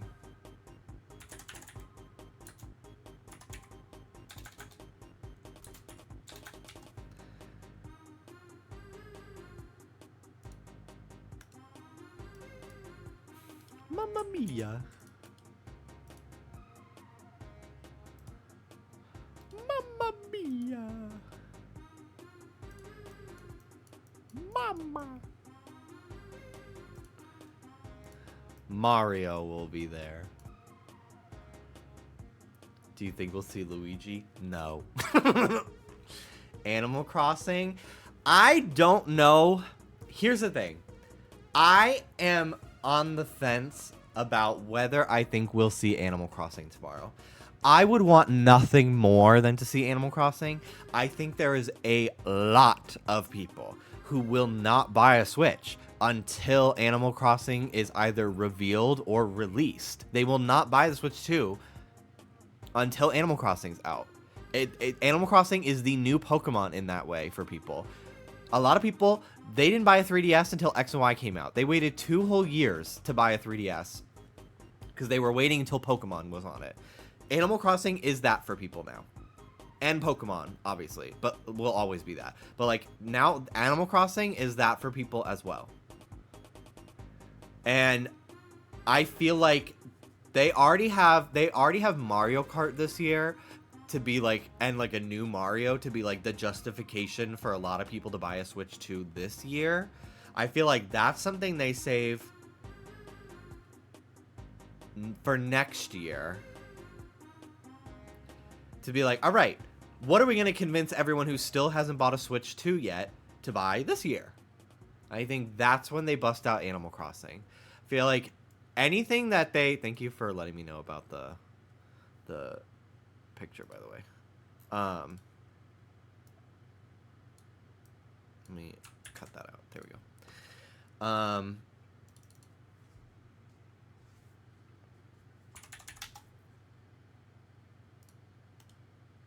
Let's do behind Mario. We'll do a red background.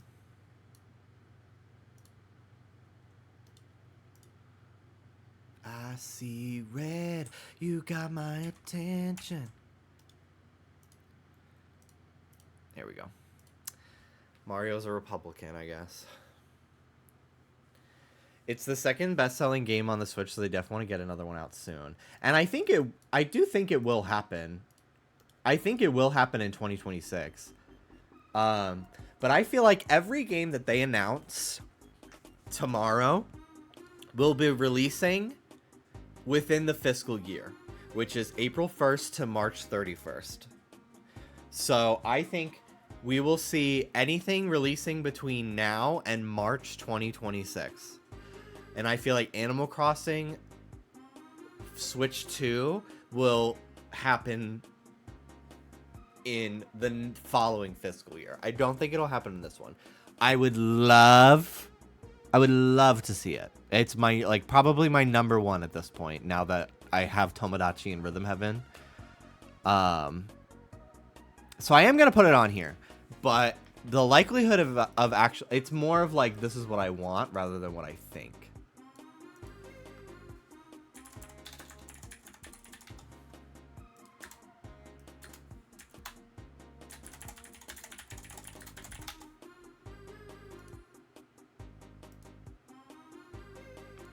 But it has been 5 years already since New Horizons.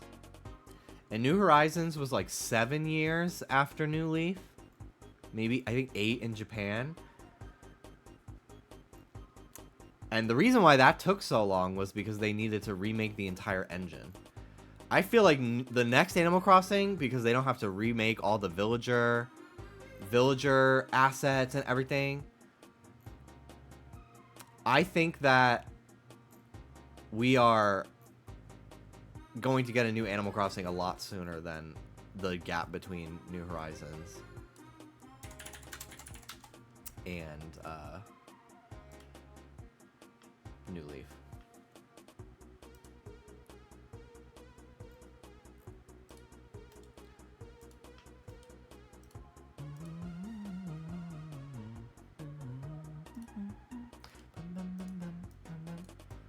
Jesus fucking Christ.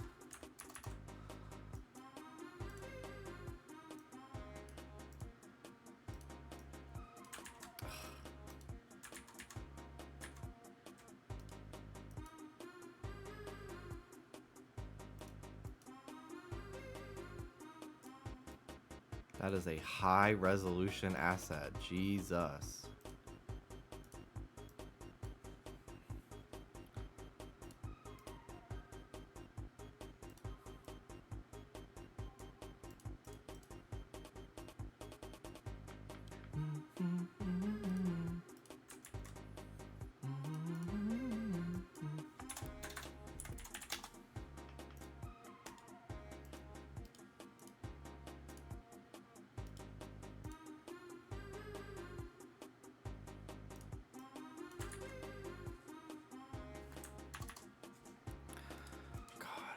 This program is driving me fucking nuts, dude.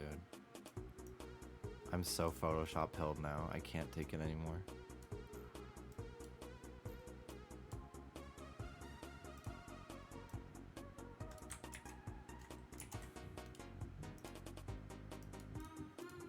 Soda is chewing on the bottom of the fucking door. Get in here. You're gonna ruin your teeth.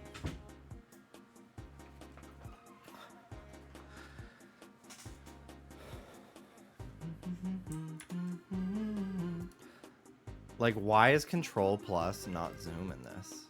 Like, why? What is the reasoning for that?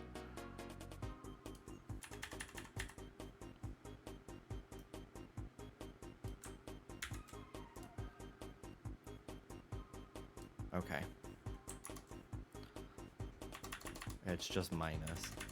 But plus does not zoom in, but minus zooms out. Okay, cool. Great. What the fuck? Okay. What's an old IP they haven't used in years? Well, Sakurai is working on something, and I do not think it's Smash Brothers. I think it's Kid Icarus.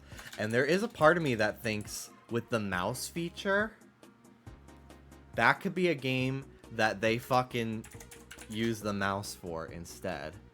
A remake of Kid Icarus Uprising. Probably with some new content to justify it for the hardcores. But there's an online element to it that I'm sure they would love to pitch to people to get them to buy Switch Online.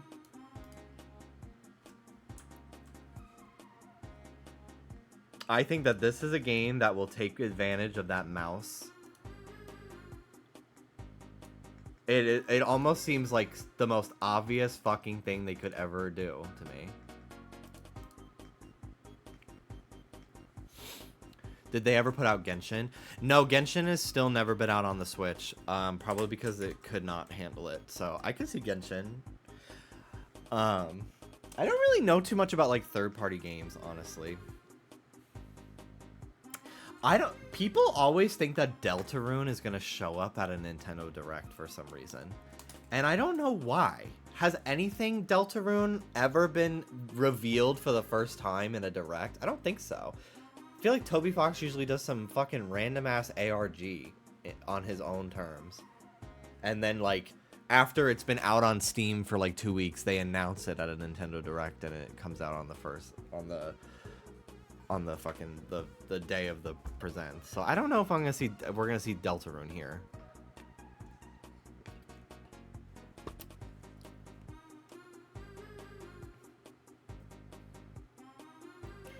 What's your theory on what the C button stands for?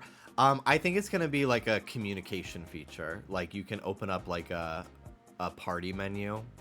For anyone that used to use Xbox Live back in the day, I think it's going to be very much like that, where like an overlay appears, like the Xbox menu appears. And you can like connect to a friend and talk on a call, or like I think there's going to be like a social feed where you can share screenshots and like stuff like that. Arlo also predicted the C button stands for cursor, like mouse mode. That's a good... I've not seen anyone say that before.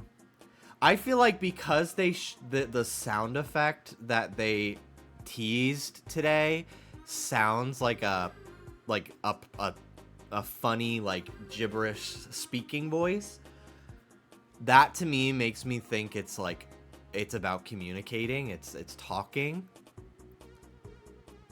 But that's a good idea. 'Cause like... But then, wouldn't it be on both? Wouldn't the button be on both? I guess you wouldn't need it to be on both. Something Kirby. Yeah, I could see Kirby. It's been a while. I think you're right.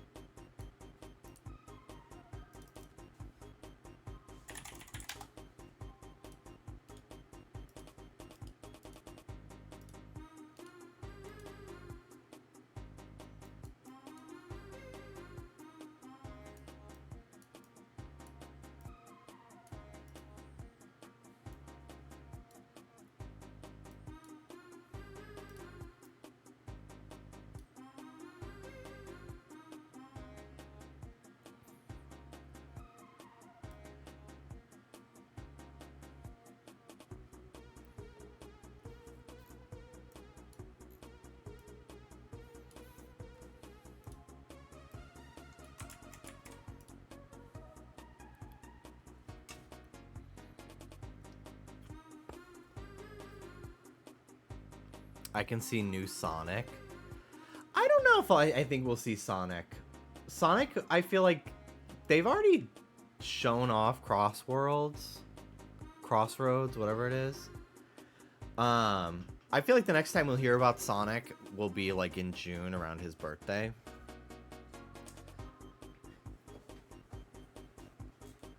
could we put Legends ZA? No, we just got 2 trailers in a month, but maybe we get like 2 new megas.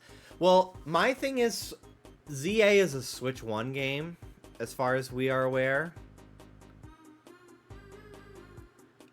I don't know if they would announce it here. I don't know if they would show it here, because they just showed it last week.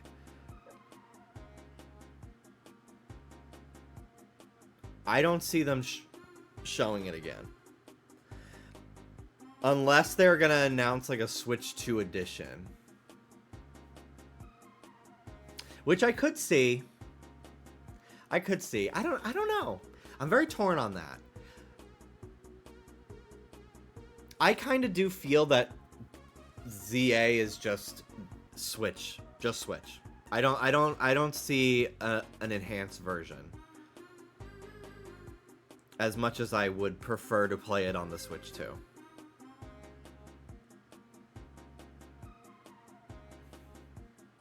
Ooh, we could do the price. I'm gonna say we could put the price. I'll type out the price. I think it's gonna be $400. I think it's a very popular consensus. I don't want to be paying $400 for anything ever, but I think it's going to be $400. I think Nintendo knows. One, I think the tech is just not going to be PS5 level power, so to have a PS5 level price would be asking a lot of people. I think Nintendo also knows like where they stand in terms of like their relationship with like what their consumers will pay for their products. I think they know that a lot of people get Nintendo products because they tend to be the more affordable option, and I think Nintendo wants to keep that. Even if and like typically game consoles for most of their lifespan are operating at a loss anyway. So I think for them, they're like, how low can we get the price that it will still sell, but like our operating costs are not that insane? Because I'm pretty sure I'm almost positive I've heard that most video game consoles sell at a loss for a majority of their lifespan before the chips that they use are just like so outdated that like they're as cheap as like how you can now get like 128 gigabyte SD card for like $15 or something, where like back in the day like a 4 gig was $50, you know. And like where Nintendo makes all their money is software, basically, for the majority of like a system's lifespan. That's why the Wii U was such a fucking failure, was because not only were they operating at a loss selling the console, they didn't even have enough units out in the wild to make their money back from game sales. I don't think there was a single Wii U game that sold more than 10 million units. And I'm sure some fucking graph out there, it's like, actually there was only 2 games that broke 10 million units. You're proving my point by saying that. I'm speaking in generalizations and hyperboles, but like most Wii U games sold like on average like 2 to 4 million, whereas those same Wii U games when put on Switch on average sell like 8 to 10 mil. Mario Kart 8 is the best selling Wii U game with 8 million sales. 8 million sales. Mario Kart 8 on Switch has sold over 67 million units on the Switch. That is the biggest reason why the Wii U failed. The Wii U they were operating at a loss to sell the console itself. Not enough people bought the console for them to then make any sort of reasonable money on any of the software they were selling. That perfect storm of fuck up is why it failed. It was why it was such a bad period for them. The Switch, I'm sure they didn't fucking make a profit on the Switch until like year 4. once the parts got lower and like they had made enough money from people. But the fucking sales from just like a single game like that probably offset it quite significantly, you know? So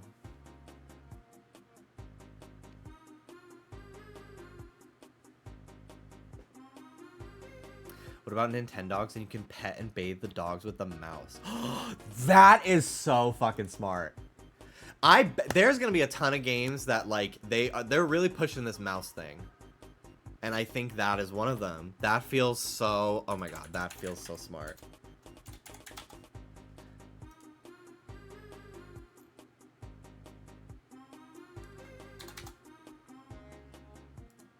That's brilliant.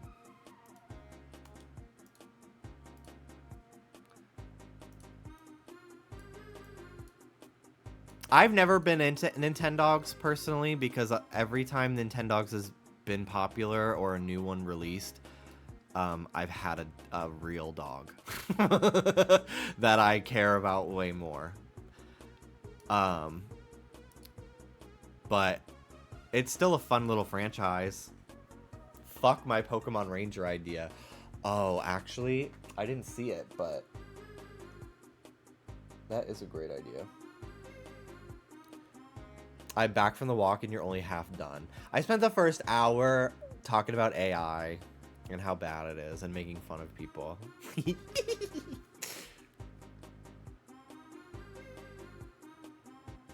Could we do Nintendo DS NSO touchscreen to mouse compatibility? That's the only thing is like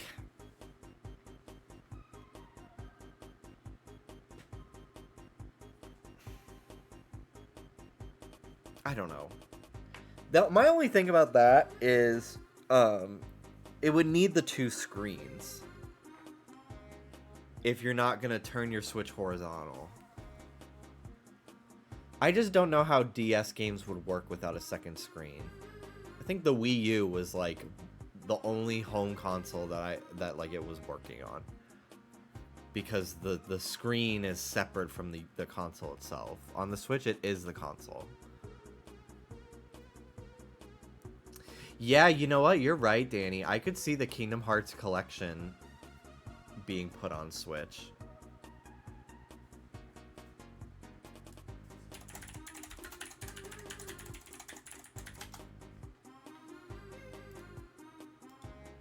The all-in-one package collection. Because Kingdom Hearts is on the Switch, but it's those cloud versions that are horrible.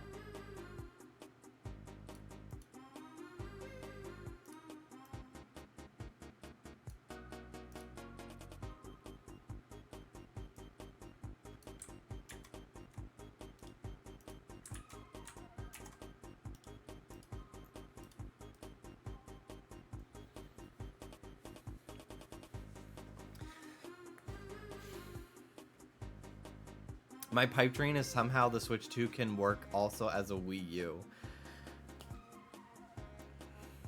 How? Like, I truly... How the fuck... Like, what do you mean by that? Like, I'm sorry, but like, what the fuck do you mean? It has to be... The whole system is the Switch. You put it in the dock, and it powers the games.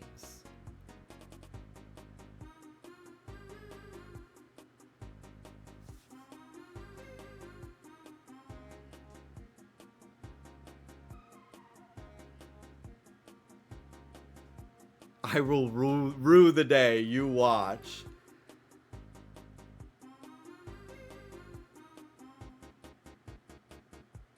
The gag when they tell us tomorrow the dock is the system. The dock could have some streaming capabilities. The lag that would have.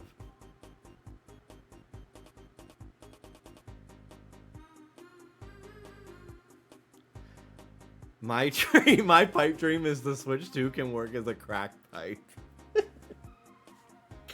This one can if you really, really try hard enough.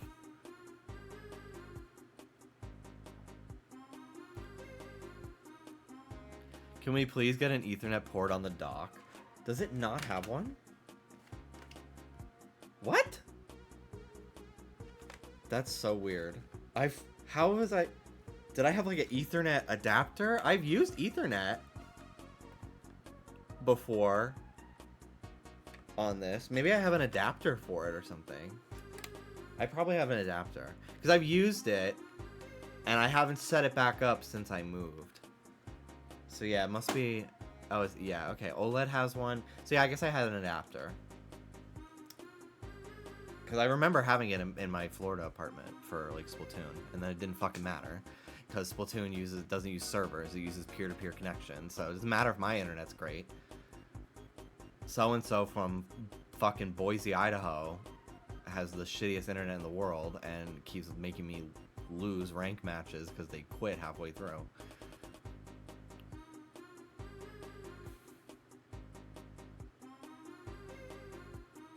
When the direct begins and it's Jimmy greeting everyone. Hello.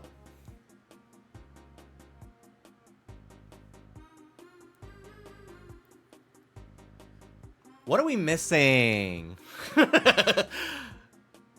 What else do we put on here? I'm out of ideas. Oh, we didn't put the price. I forgot to put the price. Okay.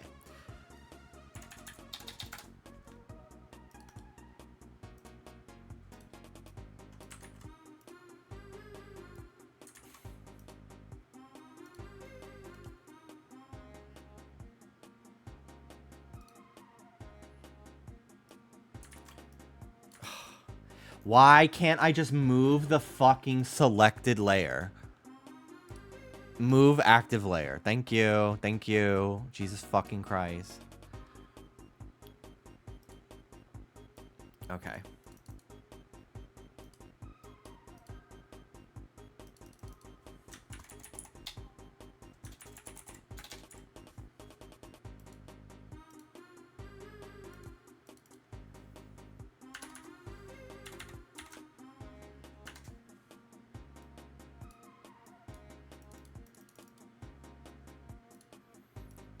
$400.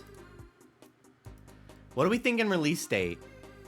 I've seen a lot of people say June. June of this year. And I think that's a good estimate as well. Because Switch 1 had their big presentation January, out early March. And Nintendo likes to release... I feel like Nintendo... Wii U released around the holidays. I think it came out like October, November. I feel like it's a lot smarter for them to release earlier in the year because it allows the hardcore people to get units, right? It allows the hardcore players to get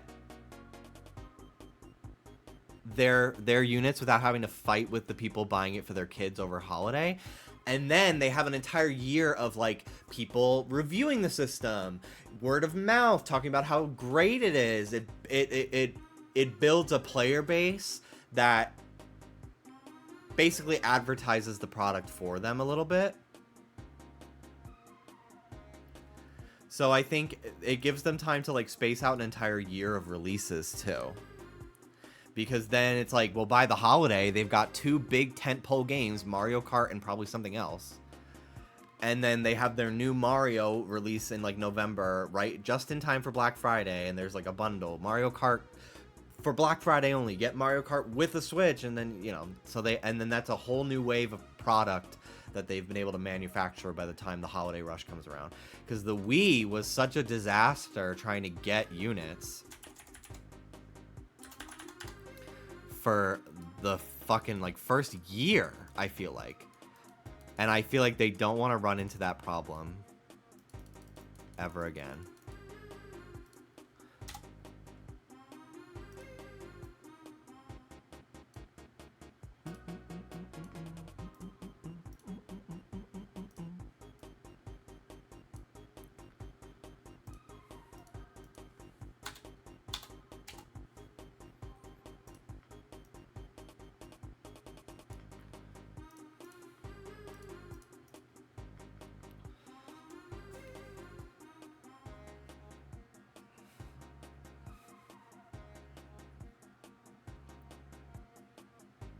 If they release on 4th of July, people are gonna pitch a fit. UPS doesn't deliver on July 4th. Ooh. That's such a good point. I'm so nervous about getting a pre-order for this thing. I fear that I'm gonna have to... I'm worried they're gonna announce pre-orders go live tomorrow. Which I'm like, I can't do that and the Gaga queue. I just can't. I also have to work tomorrow. So, like, I can't. I need to, like, have a day in advance to be around to have, like, 5 fucking windows open on my computer. I don't want to have to, like, be streaming and then, like, in the middle of the direct opening Amazon. Like, no. Or whatever I'm gonna fucking use. Probably, like, GameStop's website or, like, Best Buy. Something that's, like, probably not as popular. I feel like I'm gonna have to be driving around to different GameStops, quite honestly. I feel like they do pre-orders on my Nintendo. I've heard that too. Riley, thank you for the 59 months.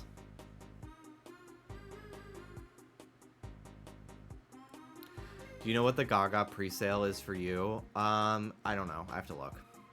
After seeing the ticket prices for the city people, the city card holders, where it's literally like mezzanine is like $500 a ticket. I'm like, it's not happening. Because I would have to pay for flights on top of it. Like, it would already be close to $1,000 for me and Dallas to both get shitty ass seats. And then on top of it, we need to pay for 2 fucking flight tickets. It's not happening. I've given up. I'm like, actually, like, I'm very disappointed. But I'm trying not to let it cloud my, like, opinion of the era and of her. Because I still love her, and I feel she will do a full tour next year, but I just can't believe there's no Los Angeles show, or Texas. Like, what the fuck? But she just added a couple more tour dates, albeit they are in cities that she's already going to, but she added 2 more New York dates in September. But I was told that she might have exclusivity with Coachella to not announce a show in California until after Coachella, so I could see that.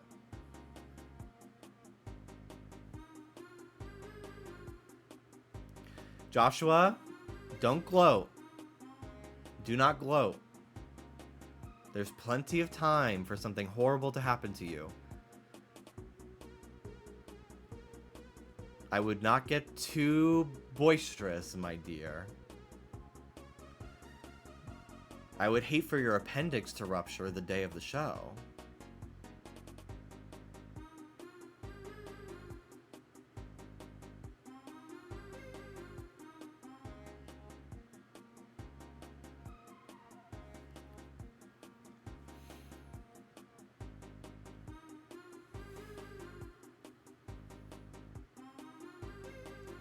Also, what's the deal with Ticketmaster? Like, is she using like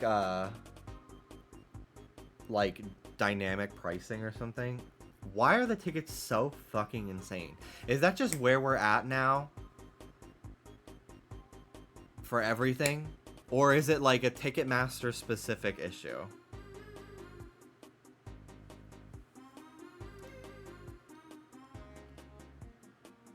Do you see Rebecca Black? No, I would like to, but I don't really feel like paying to see Katy Perry. Even though I love Rebecca. But I'm not going all the way to a venue just to leave after the opener.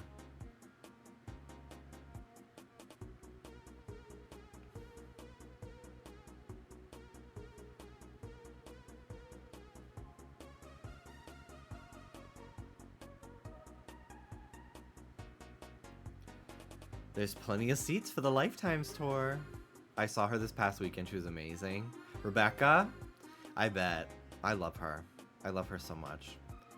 I'm happy that she's... I can put my, like, irritation with Katy Perry as of late aside to be very happy for Rebecca, who I'm a fan of, for having such a huge opportunity.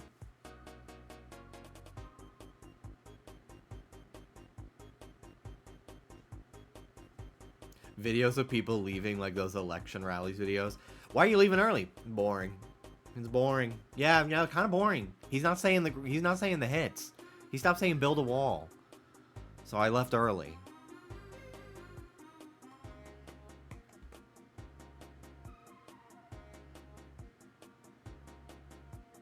There's a rumor that Sabrina Carpenter would be involved with the marketing for this, probably because of the lyric in Espresso. That's crazy. That'd be fun. I put Sabrina Carpenter's face on my bingo board. Why not? That's funny.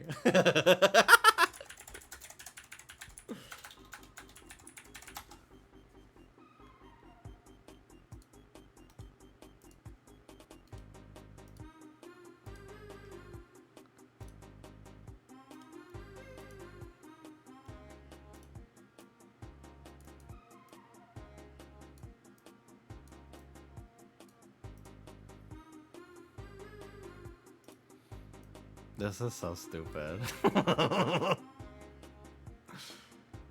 Hey, girl. Right next to Kirby.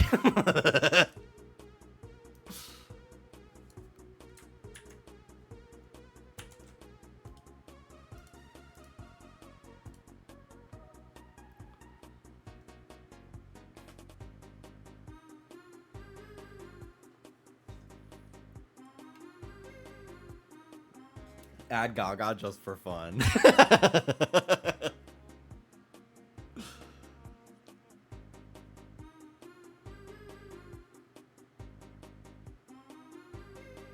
What else? What else? What else?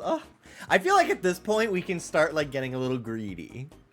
Getting it a little big and greedy. Like, what do we think? What do we think? What do we think? Bayonetta 4 announcement. Style Savvy. Star Fox Minish Cap. Minish Cap remake. Ooh. But if they do it in that fucking little toy style, I'm gonna die. I'm gonna die. It was cute once. It was cute twice. If they fucking start doing it a third time, because I think the pixel art in Minish Cap is cuter than that fucking toy style, I'm gonna be livid. I'll still buy it, but I'm gonna be livid. Game selection wallpapers. Ooh, I do feel like themes would be sick as fuck, but I feel like that's something that they're like a few months later. I feel like the OS, I don't think they give a fuck about it from the launch. The monkey's paw curls, and it's Octopath style. No! No, no, no! The bloom! My eyes! I can't do it!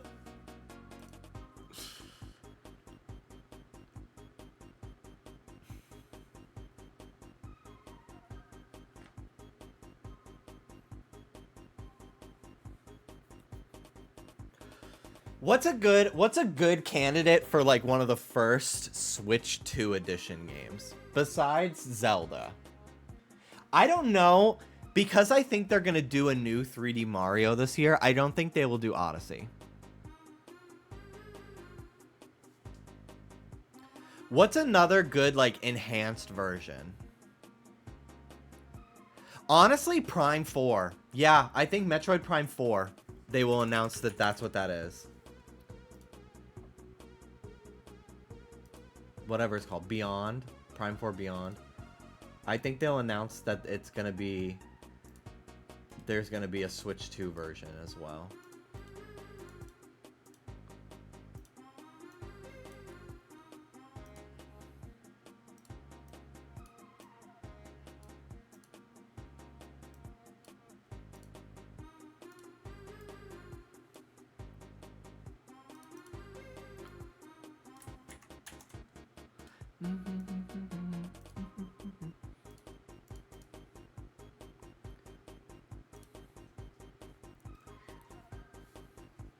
Maybe that's why they showed us the Switch 1 version first, so we can compare.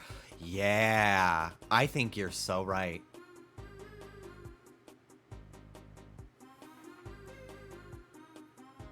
Maybe Pokemon ZA, since talking about it in the Direct was so weird. I feel like I don't know. I don't know.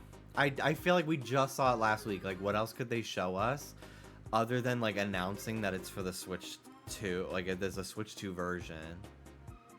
Which, like, I'm not saying it's completely unheard of for them to release 2 versions of the same game for different consoles at the same time. Breath of the Wild literally did that. It was Wii U and Switch on the same day. But I don't think since it's like Game Freak and not Nintendo themselves, I feel like Game Freak, they don't adopt to the new console right away because they've never done that with Pokemon as far as I know. Like in recent history, maybe Gold and Silver, I really don't remember. But like 3DS they didn't, Switch they didn't. Game Freak Pokemon Company makes a majority of their money from like the software sales, I feel. Well, not majority, all of it, because they don't produce the console. So like in order for them to make a profit, they want it to be available on the most. That was their reasoning for putting Black and White 2 on the DS and not the 3DS, even though the 3DS was out for 2 years at that point, I believe, at least in America. Was because they were like, we wanted it to be available on the most systems possible, and the DS had a wider install base than the 3DS did at the time, so they put it on the DS and not the 3DS. So I don't know if they are really interested in putting out a game as much as Nintendo would like it. Game Freak and all the other fucking fractions that own stake in the Pokemon brand, I think they will be waiting until at least 2026. Yeah, so the 3DS came out in March 2011. Pokemon Black and White 2 came out in Japan June 2012. So a year and a half of the 3DS, pretty much. Year and a quarter of the 3DS being out. That was when they put out Black and White 2.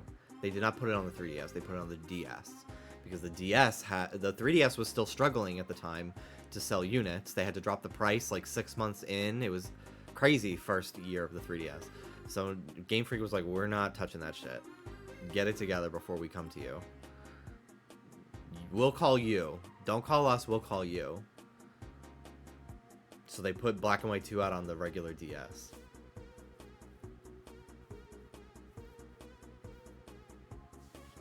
Mario Maker 3 with mouse controls, I feel like that's... On the one hand, I'm like, what a great game to showcase the mouse with. But at the same time, I'm like, that seems like a year 3 release. Like a year where they're like, the new Zelda's not done yet, but we already put out Animal Crossing and Mario, so like, let's just fill the gap year. That's like a 2027.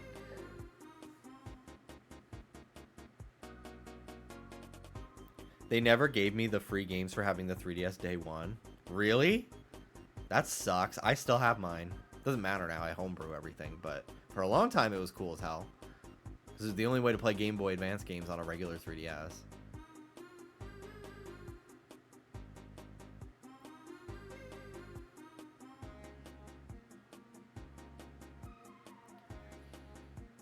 That was the reason, I think the reason why Mario Maker 2 did not make nearly as big of a splash as the first Mario Maker was because it was not as easy to stream yourself making the games, making the levels. And also, like, in order to really have a good control over it, you had to do it in handheld mode. It just was not remotely as viral. I remember sitting next to Ross for hours on the couch, just watching him make like his crazy ass levels back in like 2015. And like there was just no ability for me to like do that and still and it be not a annoying experience for the creator of the levels to like share that. Like he would have it on the gamepad and I would watch on the TV what he's doing. Mario Maker was not really necessarily for me. I played a lot of the first one. I made some like fun gimmicky levels, but I never like was interested in like making like a challenging level. My favorite level that I ever did was Waluigi Pole Dancer, where you get a mushroom that turns you into Waluigi, and you just climb up and down on a pole, and a bunch of fucking clapping sounds appear on screen. And that's it. And I put it on every single Wii U at the Nintendo World Store. It was a slow day at the store, and I went around to all the kiosks, and I put Waluigi Pole Dancer on every single one of the units. And it never got deleted, you know, until the Wii U shut down. I'm sure it's still fucking up there. But it's on the original Mario Maker, so I'd have to find that. Now that's drag, yeah. But Mario Maker 2, I did not give a fuck about it. I didn't care about making my own, because it was tedious to use the control stick, for one. And then I just was like, I don't really feel like playing anybody's levels. I just wasn't in the mood.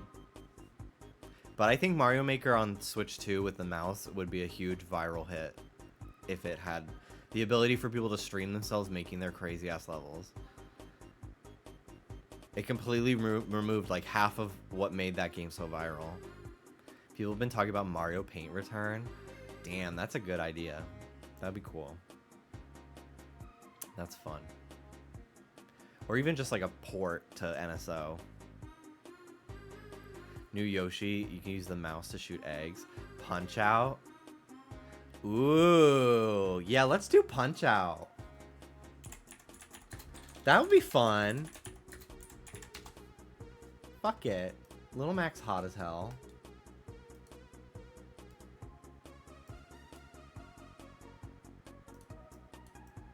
This Punch-Out game for the Wii, this is one of the greatest workouts I've ever fucking had. Playing with motion controls. This shit will get you together. This game is crazy.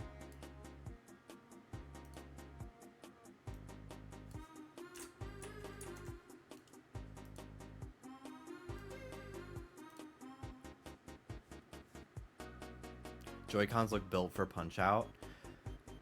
Yeah, I mean, they were arms. I loved the aesthetic of ARMS. I really did not give a fuck about... I just don't like fighting games, really, outside of Smash Bros. And even then, I don't take Smash Bros. Seriously. Smash Bros. Is a game I play with Dallas when we're a little drunk. And we are really invested in the match, but are terrible at it. Like, that's what Smash Bros. Is to me. No other fighting game really amuses me in that way.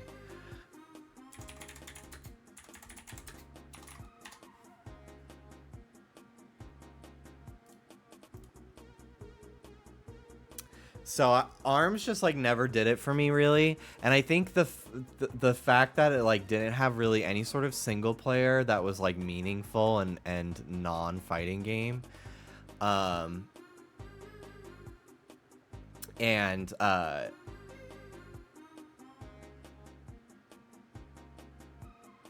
motion was like such a requirement in order to like be meta at all, like have any sort of like actual competitive chance. You had to play meta, had to play motion, but also there was the fact that all of the like cool stuff about ARMS was through like Twitter, like animations and art that Nintendo would post on Twitter.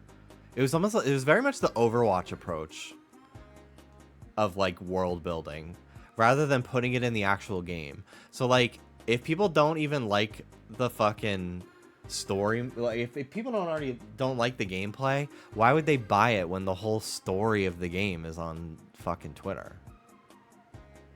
Ooh, Marvel Rivals I could see on Switch too, yeah. I'm trying not to put too many third parties on here because that just kind of takes away space from actual Nintendo stuff. Kingdom Hearts is really the only one because I just would love to be able to play Kingdom Hearts 2 in bed on my Switch. It needed a story mode like Splatoon. Exactly. If ARMS had a sort of like beat 'em up mode like Splatoon. I think that or not like Splatoon, but like a story mode like Splatoon. It was like a beat 'em up mode with like some like adventure aspects. Nothing crazy. Almost like Crash Bandicoot level design. Just a long hallway that you just go through, you know. I think it would have been a stronger sell. Oh, but Sabrina can chill. Sabrina's the meme. But I feel like occupying space with just like Assassin's Creed port, Call of Duty port. Like I don't care about that. I don't want to do that. So I'm just not putting too many third parties.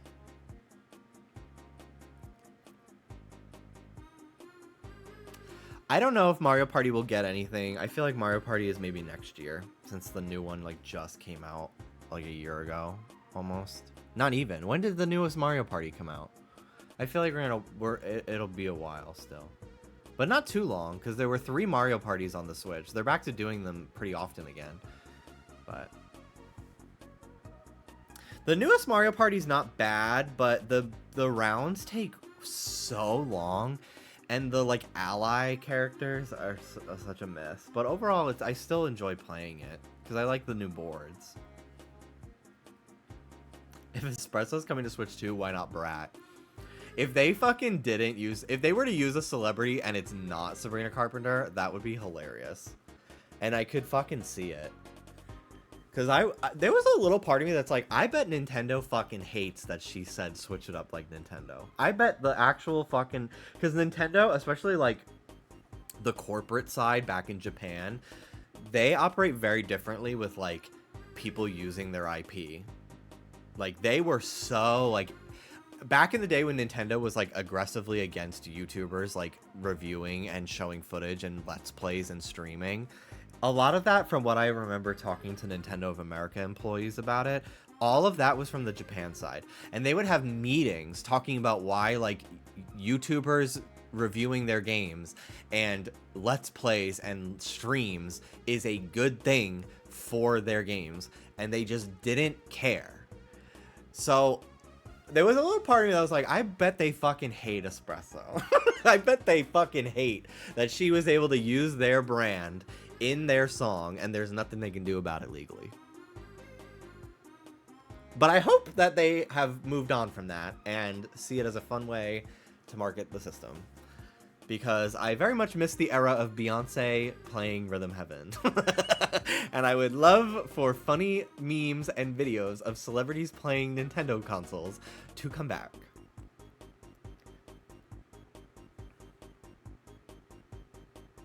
Sabrina's too raunchy and inappropriate.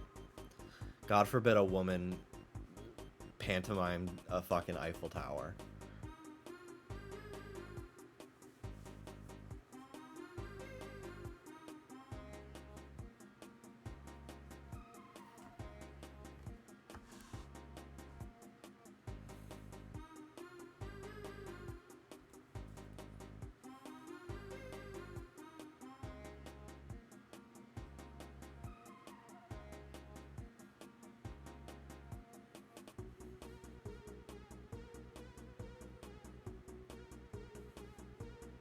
Parappa would be a gaggy, but Parappa is Sony and like so integral to PS1.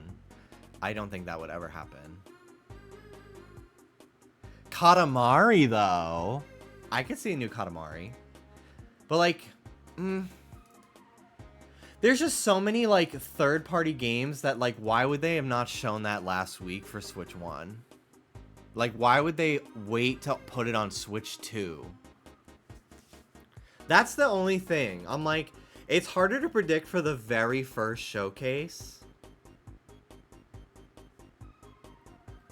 Because I feel like it's going to be mostly dominated by first party and like, it's apparently an hour long. I don't know. Dallas told me that today. I don't know where that's confirmed, but Monster Hunter I think is absolutely a get.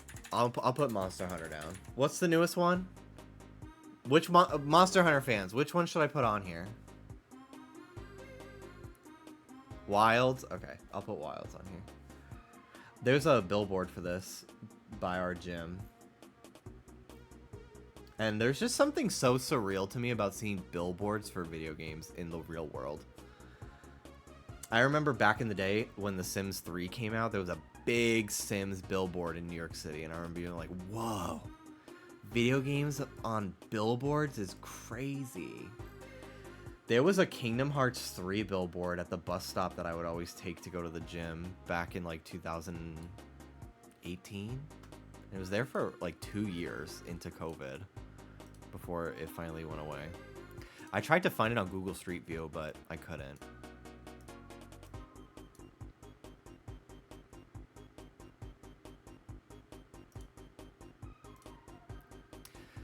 There's like no good image for Monster Hunter to put on here. This logo is not direct bingo friendly.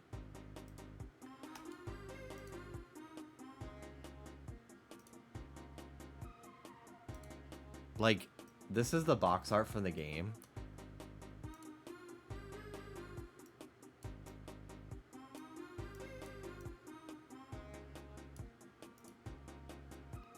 Like, that sucks. That doesn't look fun and fill the space. That looks horrible. But okay. We'll do it. Even though aesthetically it pisses me off.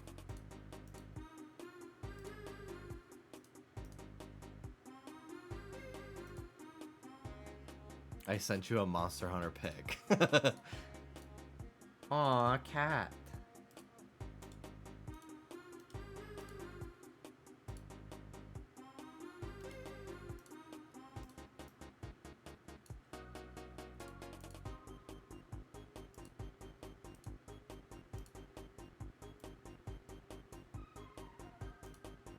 I don't know what this is. So I hope people will know what the fuck this is when I post this. The partner cat, okay.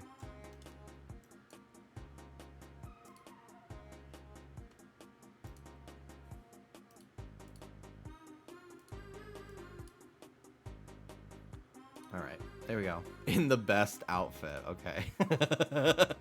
There it is, Monster Hunter.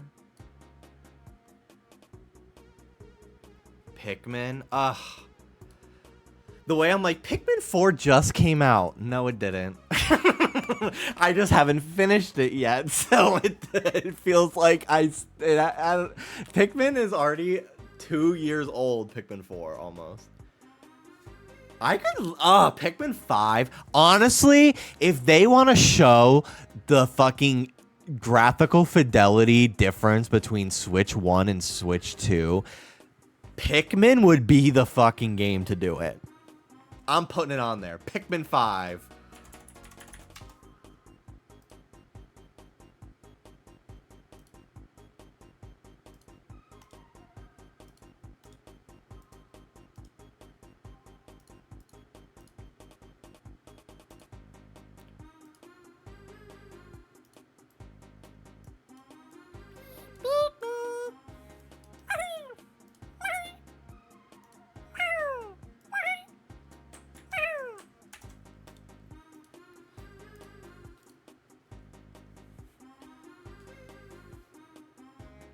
They took so long with 4 too. Like, what else were they going to do with it? Exactly.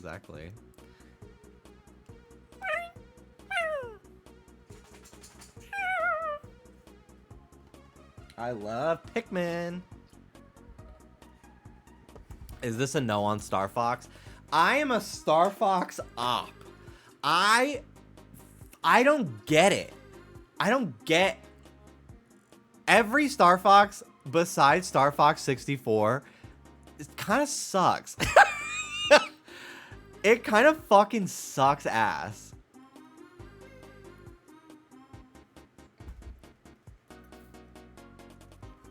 I will never forget. Will never forget. I was listening to Game Explain back like Switch like year 1 or 2. I remember Game Explain, I was listening to one of their podcasts predicting like the big E3 Nintendo Direct type situation. And I remember one of their fucking guys being like, I think they're gonna show Animal Crossing. That's a huge IP for them. And one of their other co-hosts go, no way. Animal Crossing is just not that big of an IP. I don't see that being their big tentpole release for the year. It's gonna be something like a new Mario or Star Fox. I literally almost left a fucking mean comment. Because I was like, what fucking reality are you living in? What world are you living in that Star Fox is a system seller to you and Animal Crossing is not? It's one thing to like Star Fox, but to say, no, you're wrong for thinking Animal Crossing will be at this direct.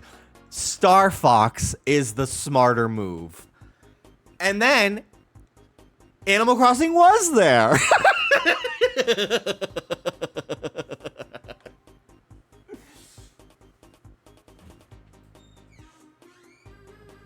It just was so crazy to me. I was like, how could you have such a warped sense of reality and then cover Nintendo daily? Also, first of all, respect the grind because they're making YouTube videos and I'm not. But the amount of Game Explain videos that I'm like, this literally could have been a tweet. They'll make a full 3-minute video talking about like a new Joy-Con color. And they always say, back here for a quick news update. Today I'm making you a sandwich food with bread. Like, it's so, like, quick news update. I don't know why that always fucking triggered me. It bothered me. It's so redundant. I'm here for a news announcement.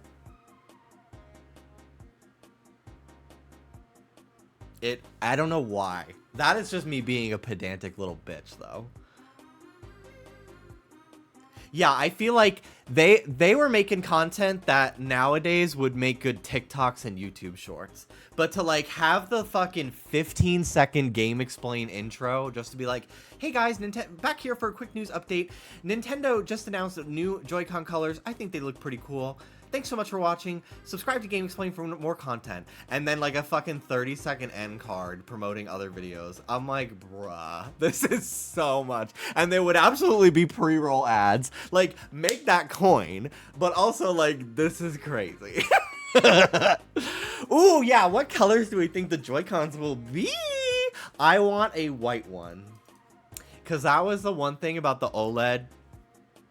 I wish I held off on getting the OLED for so many great special editions because I'm like, Switch 2 is going to be this year. So Switch 2 is next year, so I'm not going to buy it. 3 years later, finally Switch 2 is coming, so I really held out. My fucking Switches are falling apart. They're being held together by stickers because the shells are cracked. My Joy-Cons have lost screws and are opening. I can pull it apart if I wanted to, but I've held out. I've held out.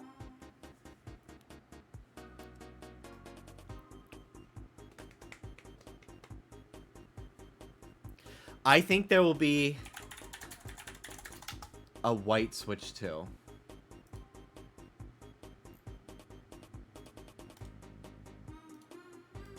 I think they won't. I think they're gonna not do funky colors just yet for the Switch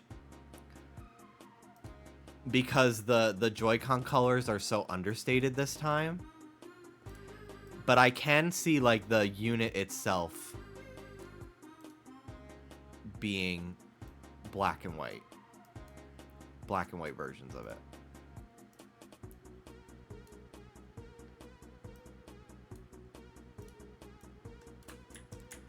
And that's enough for me. Honestly, though, I will take whatever Switch 2 I can fucking get a pre-order for. But ideally, I would like the white one. Just because I've had the black one for both iterations. I think it would be a fun change. I would always get the black electronics, too, because I felt like they would stay cleaner. Like, my DS Lite was black. My 3DS was black. I have a white mouse, and within a week, I fucking stained the side of it because I was eating a chicken strip, and then I fucking touched it to pause a video, and I just can't. I've scrubbed it. I can't get the slight stain off of it, like a moron. You didn't put the Deltarune Silk Song combo. I don't know enough about Hollow Knight to understand why. Is it like a Switch exclusive third-party game? Like, why is it always people expect it to be announced at a Direct? And then Deltarune, I don't understand either. Like, Toby Fox notoriously does his own weird-ass shit. So, like, why do people always... Like, I know the Deltarune thing is more of a meme. But the Silk Song thing, I don't understand why everyone thinks it's going to happen at a Direct. Has they revealed stuff at Directs before?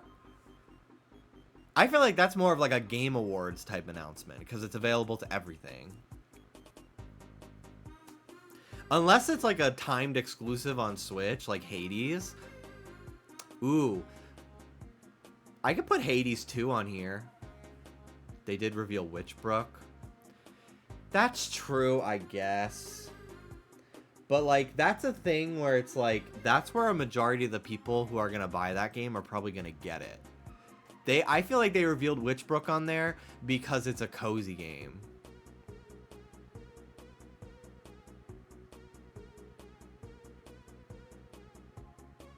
Didn't they already confirm a white Switch 2? Really? I don't think so. These all feel like mock-ups to me.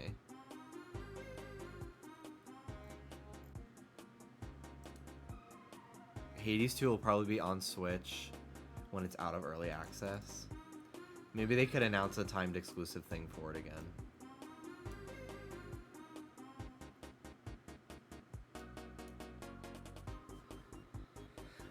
What's another, like, Nintendo IP in the same vein of, like, a Rhythm Heaven Tomodachi that we think we could see? I don't think Style Savvy's ever coming back, because it would have happened already. They made... The developers were forced to go out on their own and make Fashion Dreamer.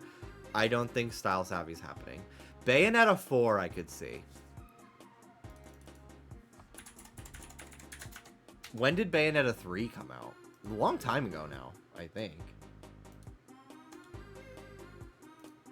Or maybe like a definitive edition for Switch 2 of Bayonetta 3 or something like that.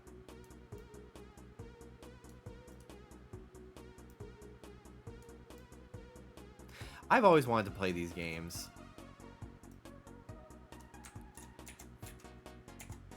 But I just have never gotten around to wanting to do it. Kid Icarus is already there.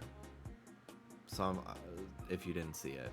And I do think that we will see that. That's a great game to showcase the mouse. Starfy, oh my god.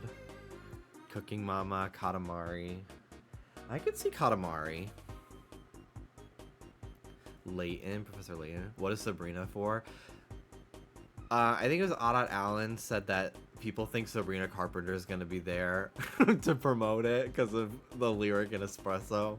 And I just thought that was so stupid that I really want to see it. I guess I could put Star Fox on here, even though I've become such a fucking hater. Because, like, why not? I need to fill these spaces, dude. I need to fill these spaces.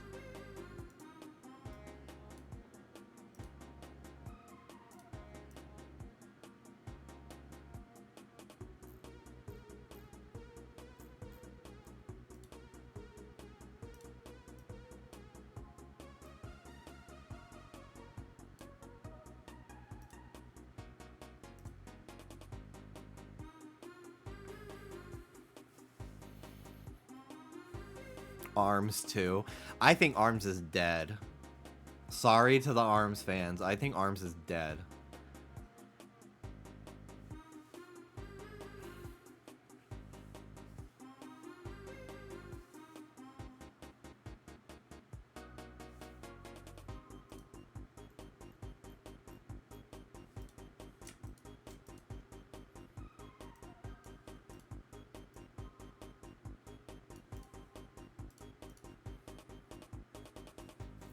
new IP. That almost feels like free space to me. Because that's just so general, it could be anything. I don't know. I always wonder what the fuck a new Nintendo IP could be. Like, genre-wise. Like, I feel like Splatoon was so exciting because, like, Nintendo didn't really have, like, a competitive shooter game. But I feel like outside of that, they kind of have, like, pretty much every genre covered at this point. So, unfortunately, I really just don't know, like, what could fill that role. What could they come up with that wouldn't be an easier sell as an existing property, you know?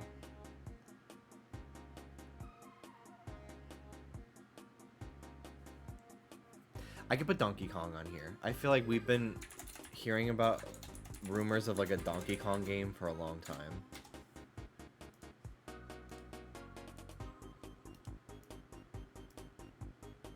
Wrong image. Copy.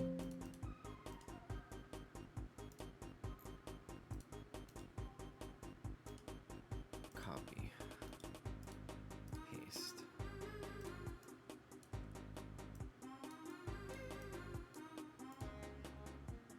Okay.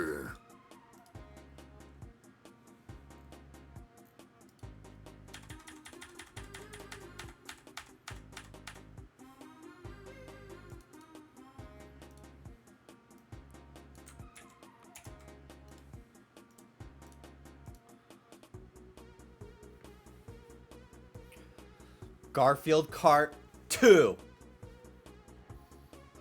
Just round it out with Mother 3. That would be so crazy. Mother 3 NSO.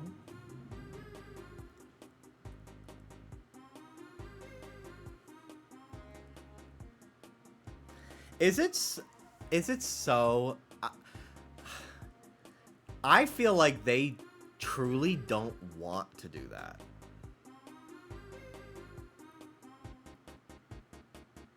Like, it feels like at this point, they must have some fucking beef with that franchise.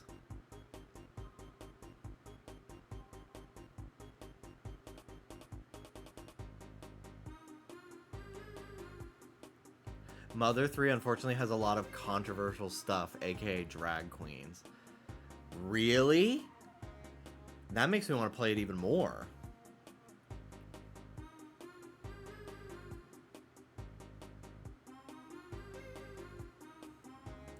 I don't know. I don't know if it would be slandered or maybe they are just like they need to fucking tread lightly with the fucking conservative American uprising that we are currently experiencing.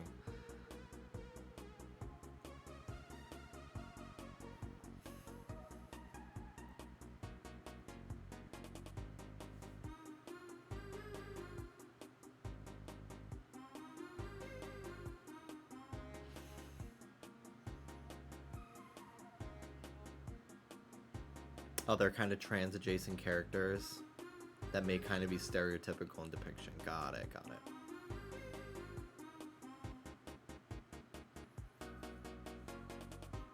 That's why I'm scared about gay marriage in Tomodachi Life. That's the craziest thing, that Tomodachi Life doesn't have gay stuff, and because, like, the amount of people that still to this day care about Tomodachi are gay people. Like, straight people don't give a fuck about Tomodachi Life, and if you do... Look deeper into that. The Tomodachi Life, I feel like the only people, and like, yeah, I'm in a little fucking gay bubble, but like, even when the game first came out, all the people that I fucking saw, for the most part, like the average, like, it is so, it is such a queer-coded game. It's very The Sims, where like The Sims is incredibly like women and queer people who play those kinds of games.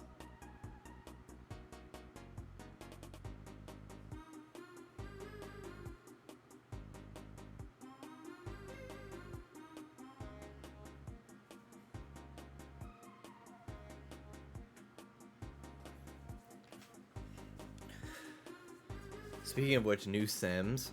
The Sims is... They're not going to announce anything The Sims at a Nintendo Direct. They have their own shit that they do.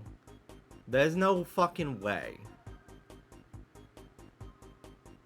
Also, we're never getting a new Sims. EA will continue to put out expansions for Sims 4 for all eternity. Let's have a slight grounded in reality here. We're trying to win bingo. We're trying to win bingo here. Did Luigi's Mansion 2 ever come out on Switch? Did that ever fucking come out? I remember them promoting it for like a full year. And then I never actually knew when it happened.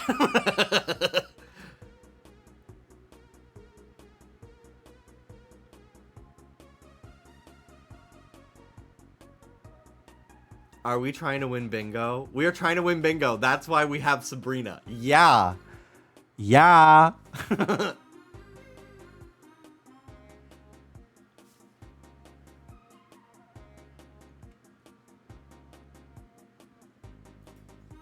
Add Ed Sheeran. No. Blech. Sorry, Danny. I know you love Ed. I know you're his #1 fucking fan every year in your Spotify Wrapped.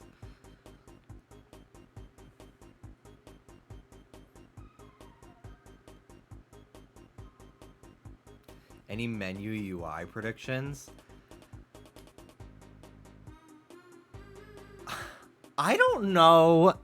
I don't know if it's gonna be what people want. I don't think they're gonna have anything fun for at least a while.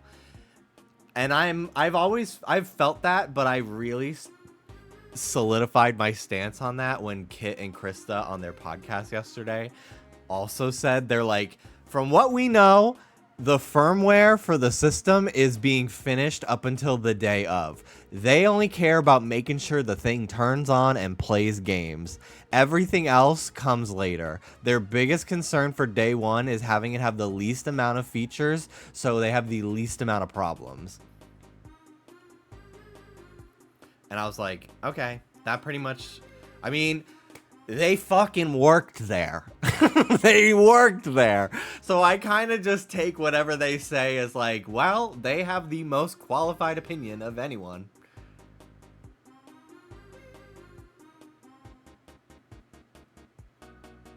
They had a person, I need to watch the episode. They had somebody who used to write and like produce the Nintendo Directs on their podcast. They like talked about the process of making a Direct, which I thought was so interesting.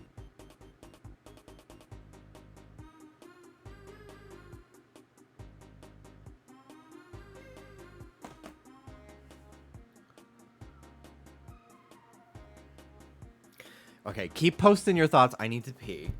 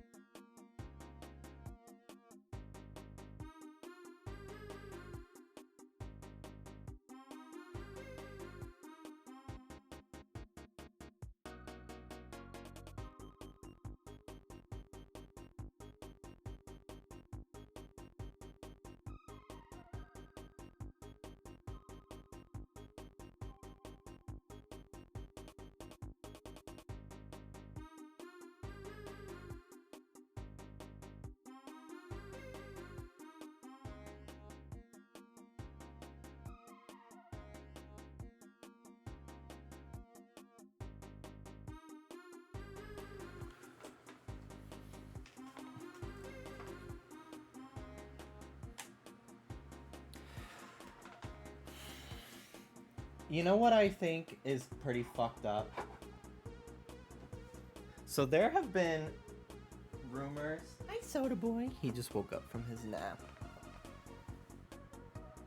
here, So, I would not put it past a Pokemon Scarlet and Violet Switch 2 edition.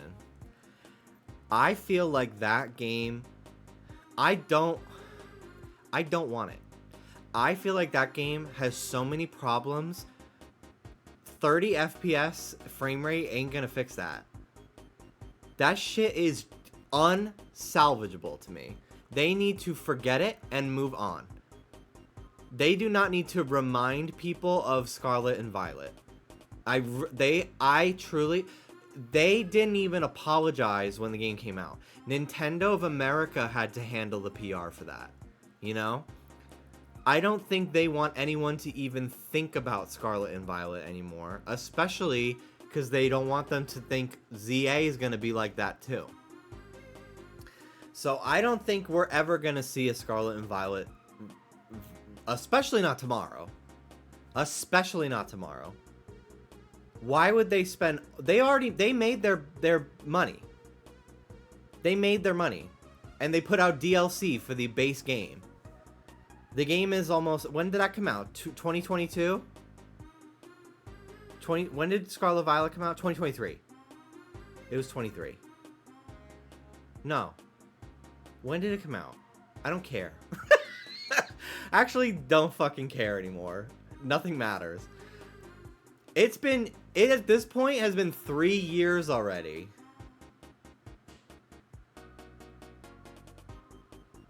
It has been 3 years already since Scarlet Violet came out. They've made tens of millions of dollars already. They don't care. They don't care. They're done.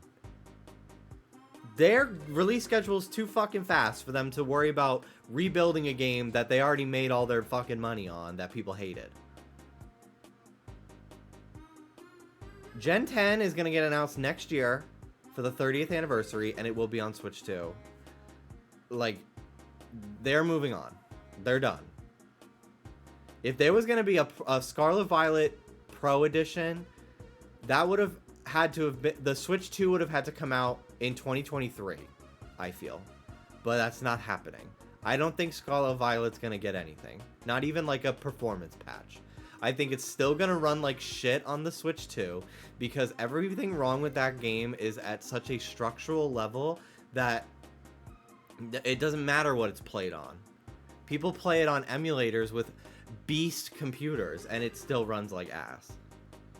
Scoopa Raid! Scoopa Raid! Welcome in, Raiders. Thank you so much for the raid. My baby boy. He's just chilling. He doesn't care. He's chilling today.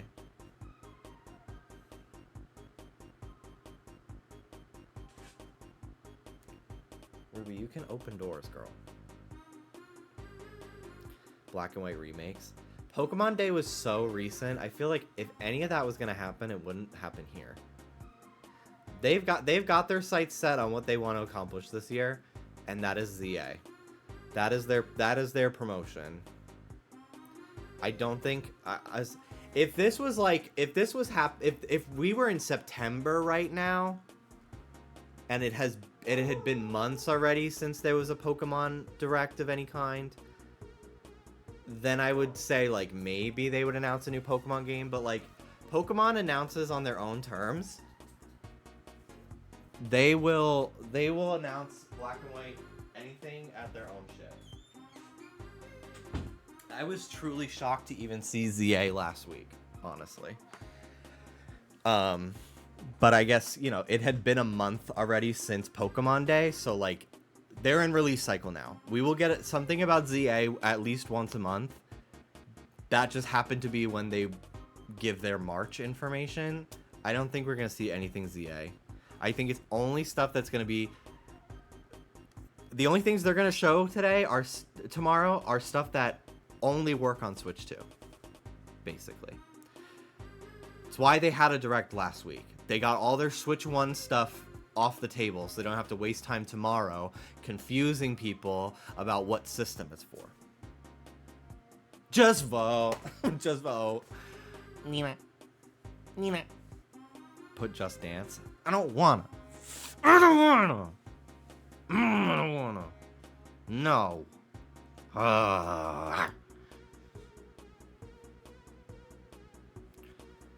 What are your thoughts for new Animal Crossing? I know you want more villager interactions. I want Animal Crossing to feel like a life sim again.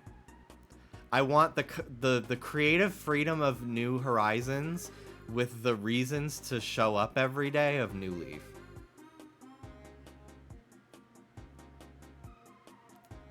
Weird game that comes with other plastic objects you need to buy.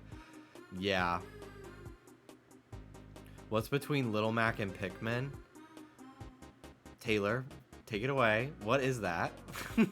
What is that?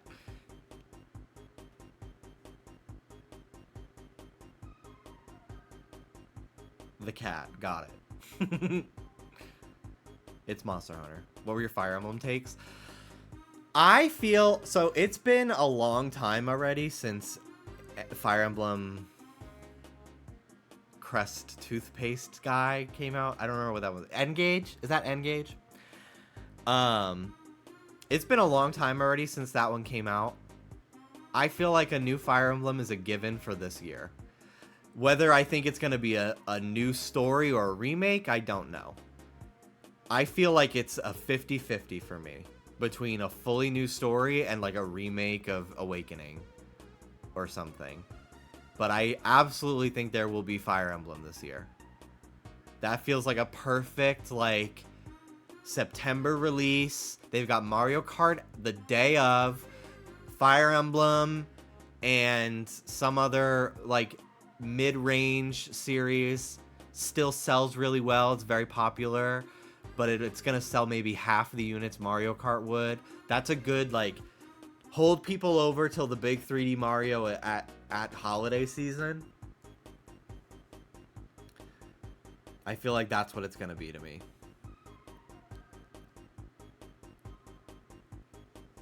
There's literally no other Nintendo IP at all. We've listed all games ever. Yeah. This is just such a tough one for that final spot because I'm like, I really want it to be something that I could like realistically see. But like, I've basically gotten everything that I would have wanted already. I can't really think of anything else that I would have wanted. Like literally 2 spots were going to be Rhythm Heaven and Tomodachi, and then we got it last week. Everything You Want and Star Fox, yeah. I would love a Star Fox game that is something I would enjoy. I would love to enjoy Star Fox because I do love the furries of it all. They had that playtest last year. What is that? For playtest for what? I don't know what you're talking about. I would love to know more though. The online playtest. Was it a new game? It was like a Minecraft MMO. What? Look it up, it's so fun. What the fuck? This goes to show you just how much time now that I have a fucking real job, how much less time I have to be plugged in, for better or worse. I don't know fucking anything anymore. All I know is what fucking Harry Jowsey's up to. Or Brianna Chicken Fry. That's all I know anymore. Against my will. Okay, what do I look up? What do I look up to find this? Nintendo kept taking down streams of people playing it. Oh, so should I not show this? I'll react to it, but not show what it looks like.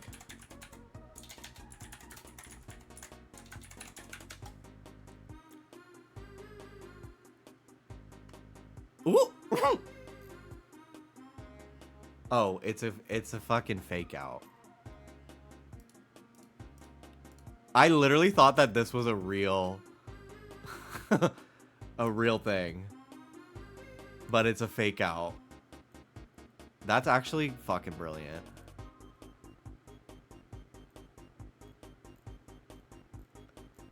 Well, is there any fucking footage of it? I don't know. I don't know. Whatever. I can't find it. Anyway, yeah, they'll show whatever that was. They'll show whatever that was. That's the final square. That's perfect. That will be there tomorrow. Absolutely. I'm convinced. What was the thoughts of it?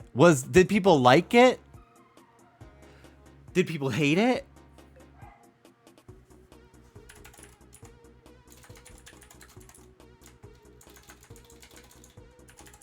I'm not watching any of those men tell me about it. I'm not doing it.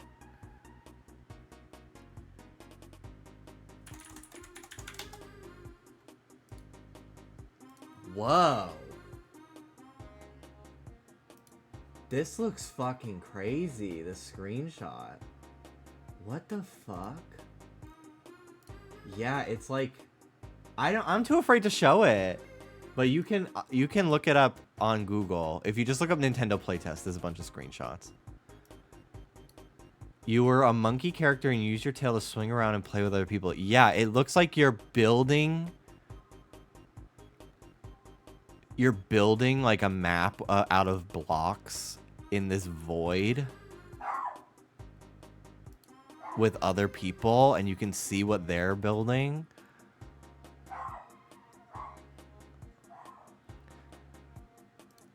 You know, game developers are fucking cool because like when I think of like a game that I want to make,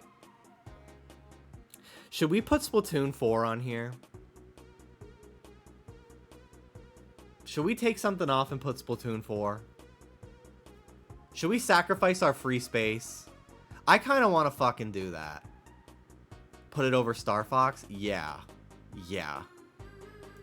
Yeah. No, the one more space is going to be that new IP. I'm trying to find a picture for it.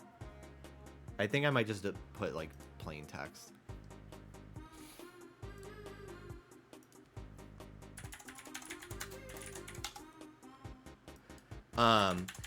So whenever I like think about like a game I want to make, I kind of like think of like existing games that are out there in the world. Like I would love to make something that's like a Paper Mario style or like something like that. Like that's kind of how my brain works. Maybe because I don't have like any coding experience, so like I can only like imagine like a gameplay type with my own spin on it. The type of people that work at Nintendo to come up with some of this shit, I really like. It's truly jaw-dropping to me to like see like this fucking completely original idea that has like never been fucking done before, and like that, like I don't even know how to comprehend what the fuck I'm looking at with this like this monkey game, this playtest game. I don't know how to. I've never seen anything like this. I guess the closest thing is Minecraft, but that's just because it's like blocks. I don't actually know if it's like you're creating anything. It's just so weird. Like, that's just so cool. Like, I just find that so like admirable and inspiring that like you can really you can reinvent the wheel, or you can invent an entirely new wheel. Like, it's crazy. Like, just because a game like doesn't exist already doesn't mean that like you can't be the one to come up with it and be the first one. Like, you know what I mean? Like, you don't have to think in like, oh, I would make a game that's like this game. This thing I came up with, this idea that I have, that's never been in a game before, so it wouldn't work as a game. No, it's just never been in a game before. It could work. You just gotta try it. It's just very cool to me. But yeah, whenever I think about like my drive in life is more to tell stories and create characters rather than like I love creating my OCs. I love doing the art for them. I love coming up with like little backstories for them. I love building a world that they live in. I would love to make a game for them someday, but the primary reason for making that game would be to tell the story and to engage with the characters. I have no real interest in like creating this like completely innovative game. So I'm creative in my with different intention. Some people are too creative and need to be stopped. Person who invented Cookie Clicker.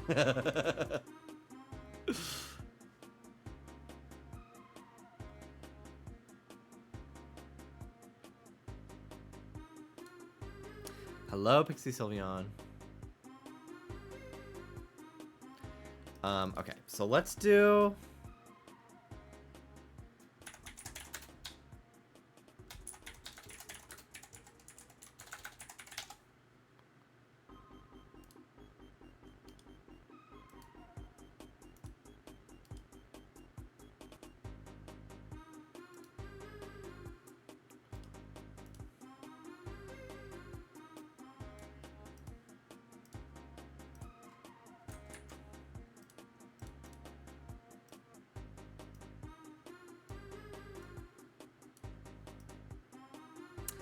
Okay.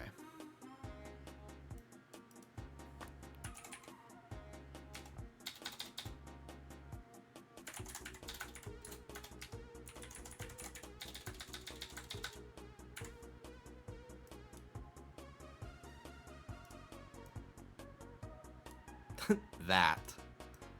Make the font smaller.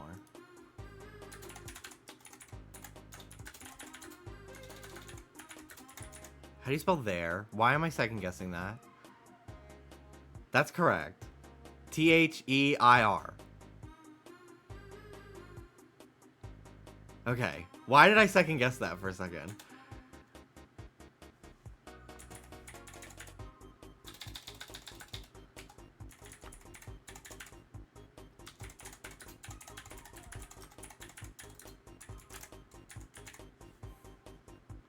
That game from their playtest that everyone gets DMCA'd. That's the only way I can fucking describe what I'm talking about here. And then Splatoon. Splatoon 4. I don't think Splatoon's happening till next year. But I'm gonna put it on here because I would like that more than Star Fox. That's for fucking sure. I'm taking that bitch off.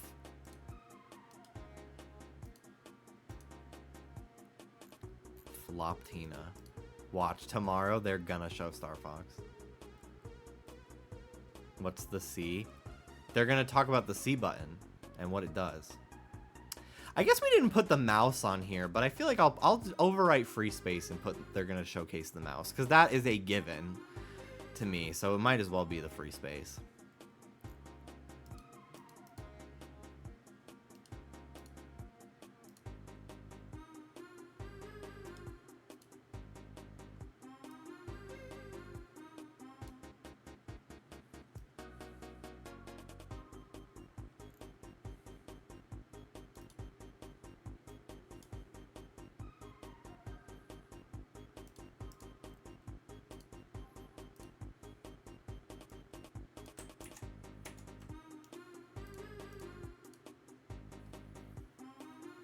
I think they'll integrate their smartphone apps into the Switch like news and music.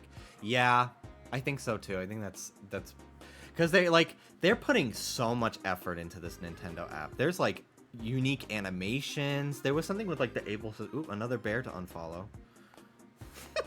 New bear to unfollow just dropped 44 minutes ago. Looks the same as every other fucking bear post that has used this stupid Ghibli AI. God, it's like spring cleaning. I'm not gonna out these people as to who they are because that feels excessive, but it literally, like, it's the same fucking face. It's the same face. It's not unique to you. I'm sorry to burst your bubble. It doesn't look like you. The fact that it is a human, that's literally it.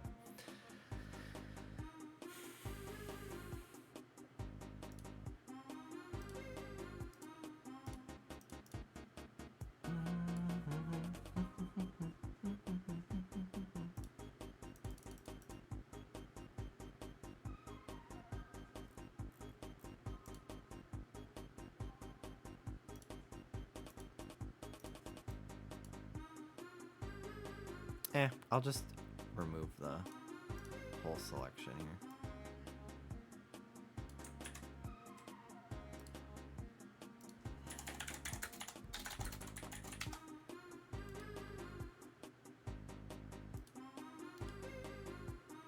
Okay.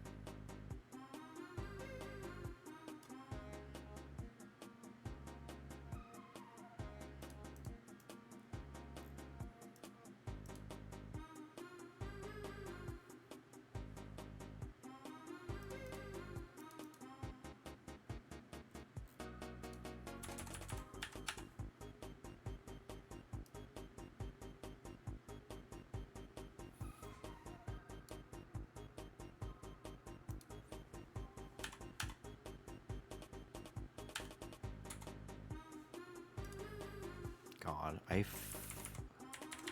I fucking hate sorting through layers in GIMP because you can't fucking see. Look at how fucking small the preview is. It doesn't show, like, it doesn't zoom in to show you what's on the layer. I can't fucking tell what anything is at this point. I used to be like ride or die for GIMP. Can you change that? How do you fucking change that? I used to be so ride or die for this program, and then once I finally taught myself how to use Photoshop and like what all the shortcuts did, I was like, what the hell was I doing? Like, sorry, but Adobe kind of cooked with this, even though they are a vile company.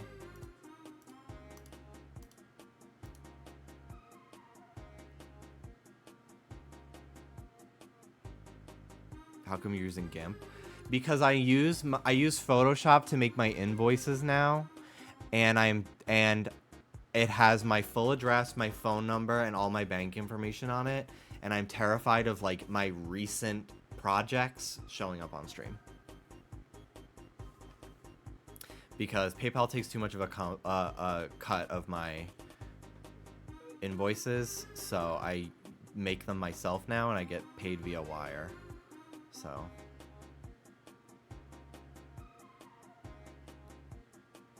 next time use Procreate. No, because then I would have to delete it every time. No, I'm not doing that. No. Adobe boycott. Easier said than done. My entire fucking livelihood relies on using their products, so it's not happening for me. But I applaud anyone that does. But that's not happening for me. I literally make a living being able to edit, and I have to use Adobe. So...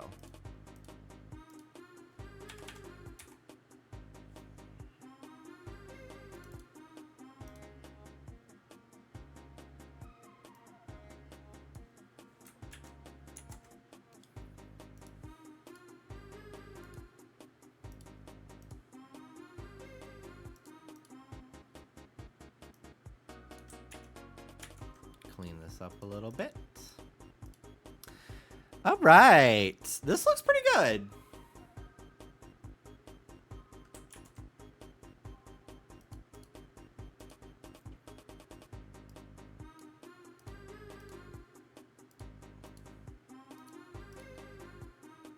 This is a pretty sleek bingo card. Credit to the person who made this. Credit to artist. I have the link. Their name is... oh, is this it? Yamamura?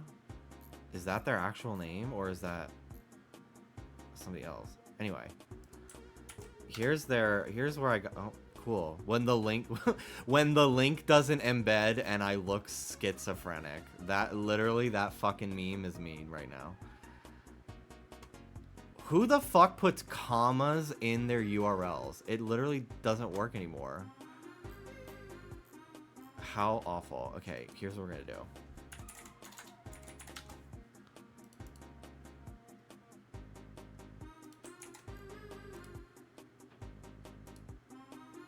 Ugh, You have to fucking make a account now for Bitly. Let's use tiny URL.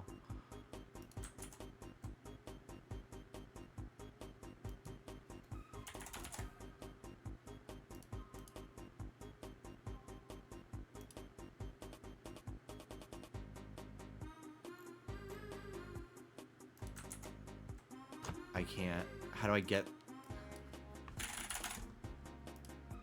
Here we go. Jesus fucking Christ. Anyway, there, credit to the user that made this template.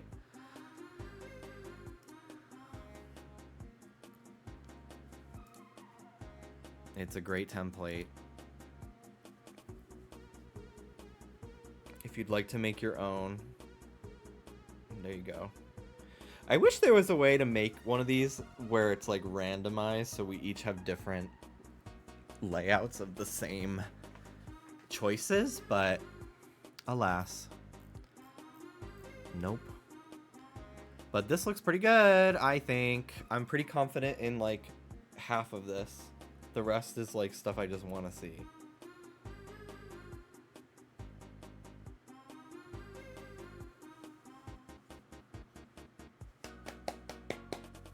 Well, that's it for me. I do have to edit tonight. Not much, but I do have to edit. So I'm going to head out. But I'll be live tomorrow. Bright and early. When is it? Let's triple check.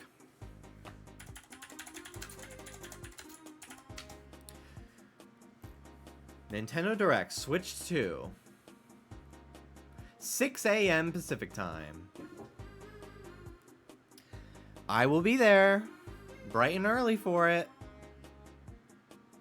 I need to eat dinner. All I had today was a bagel. I gotta do that.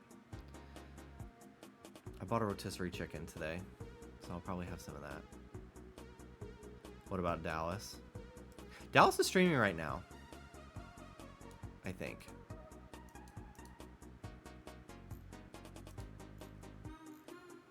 Is he?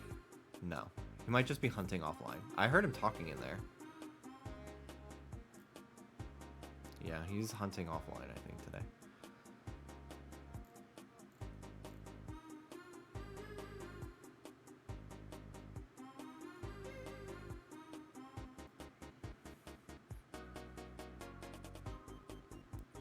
Alright, I'm gonna raid Ricky Dillon. Dallas doesn't usually stream these directs. He usually lays in bed with the dogs and watches my stream.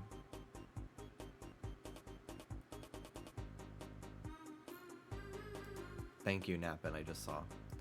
Alright, I'm gonna raid Ricky. He's playing something that looks fucking crazy.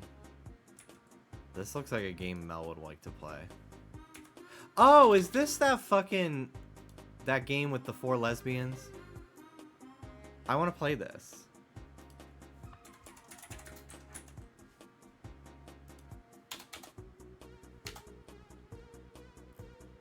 Lost Records. Yeah. It's got those 4 lesbians. I want to play this game. I totally forgot about it. Okay, goodbye. See you tomorrow. Woo!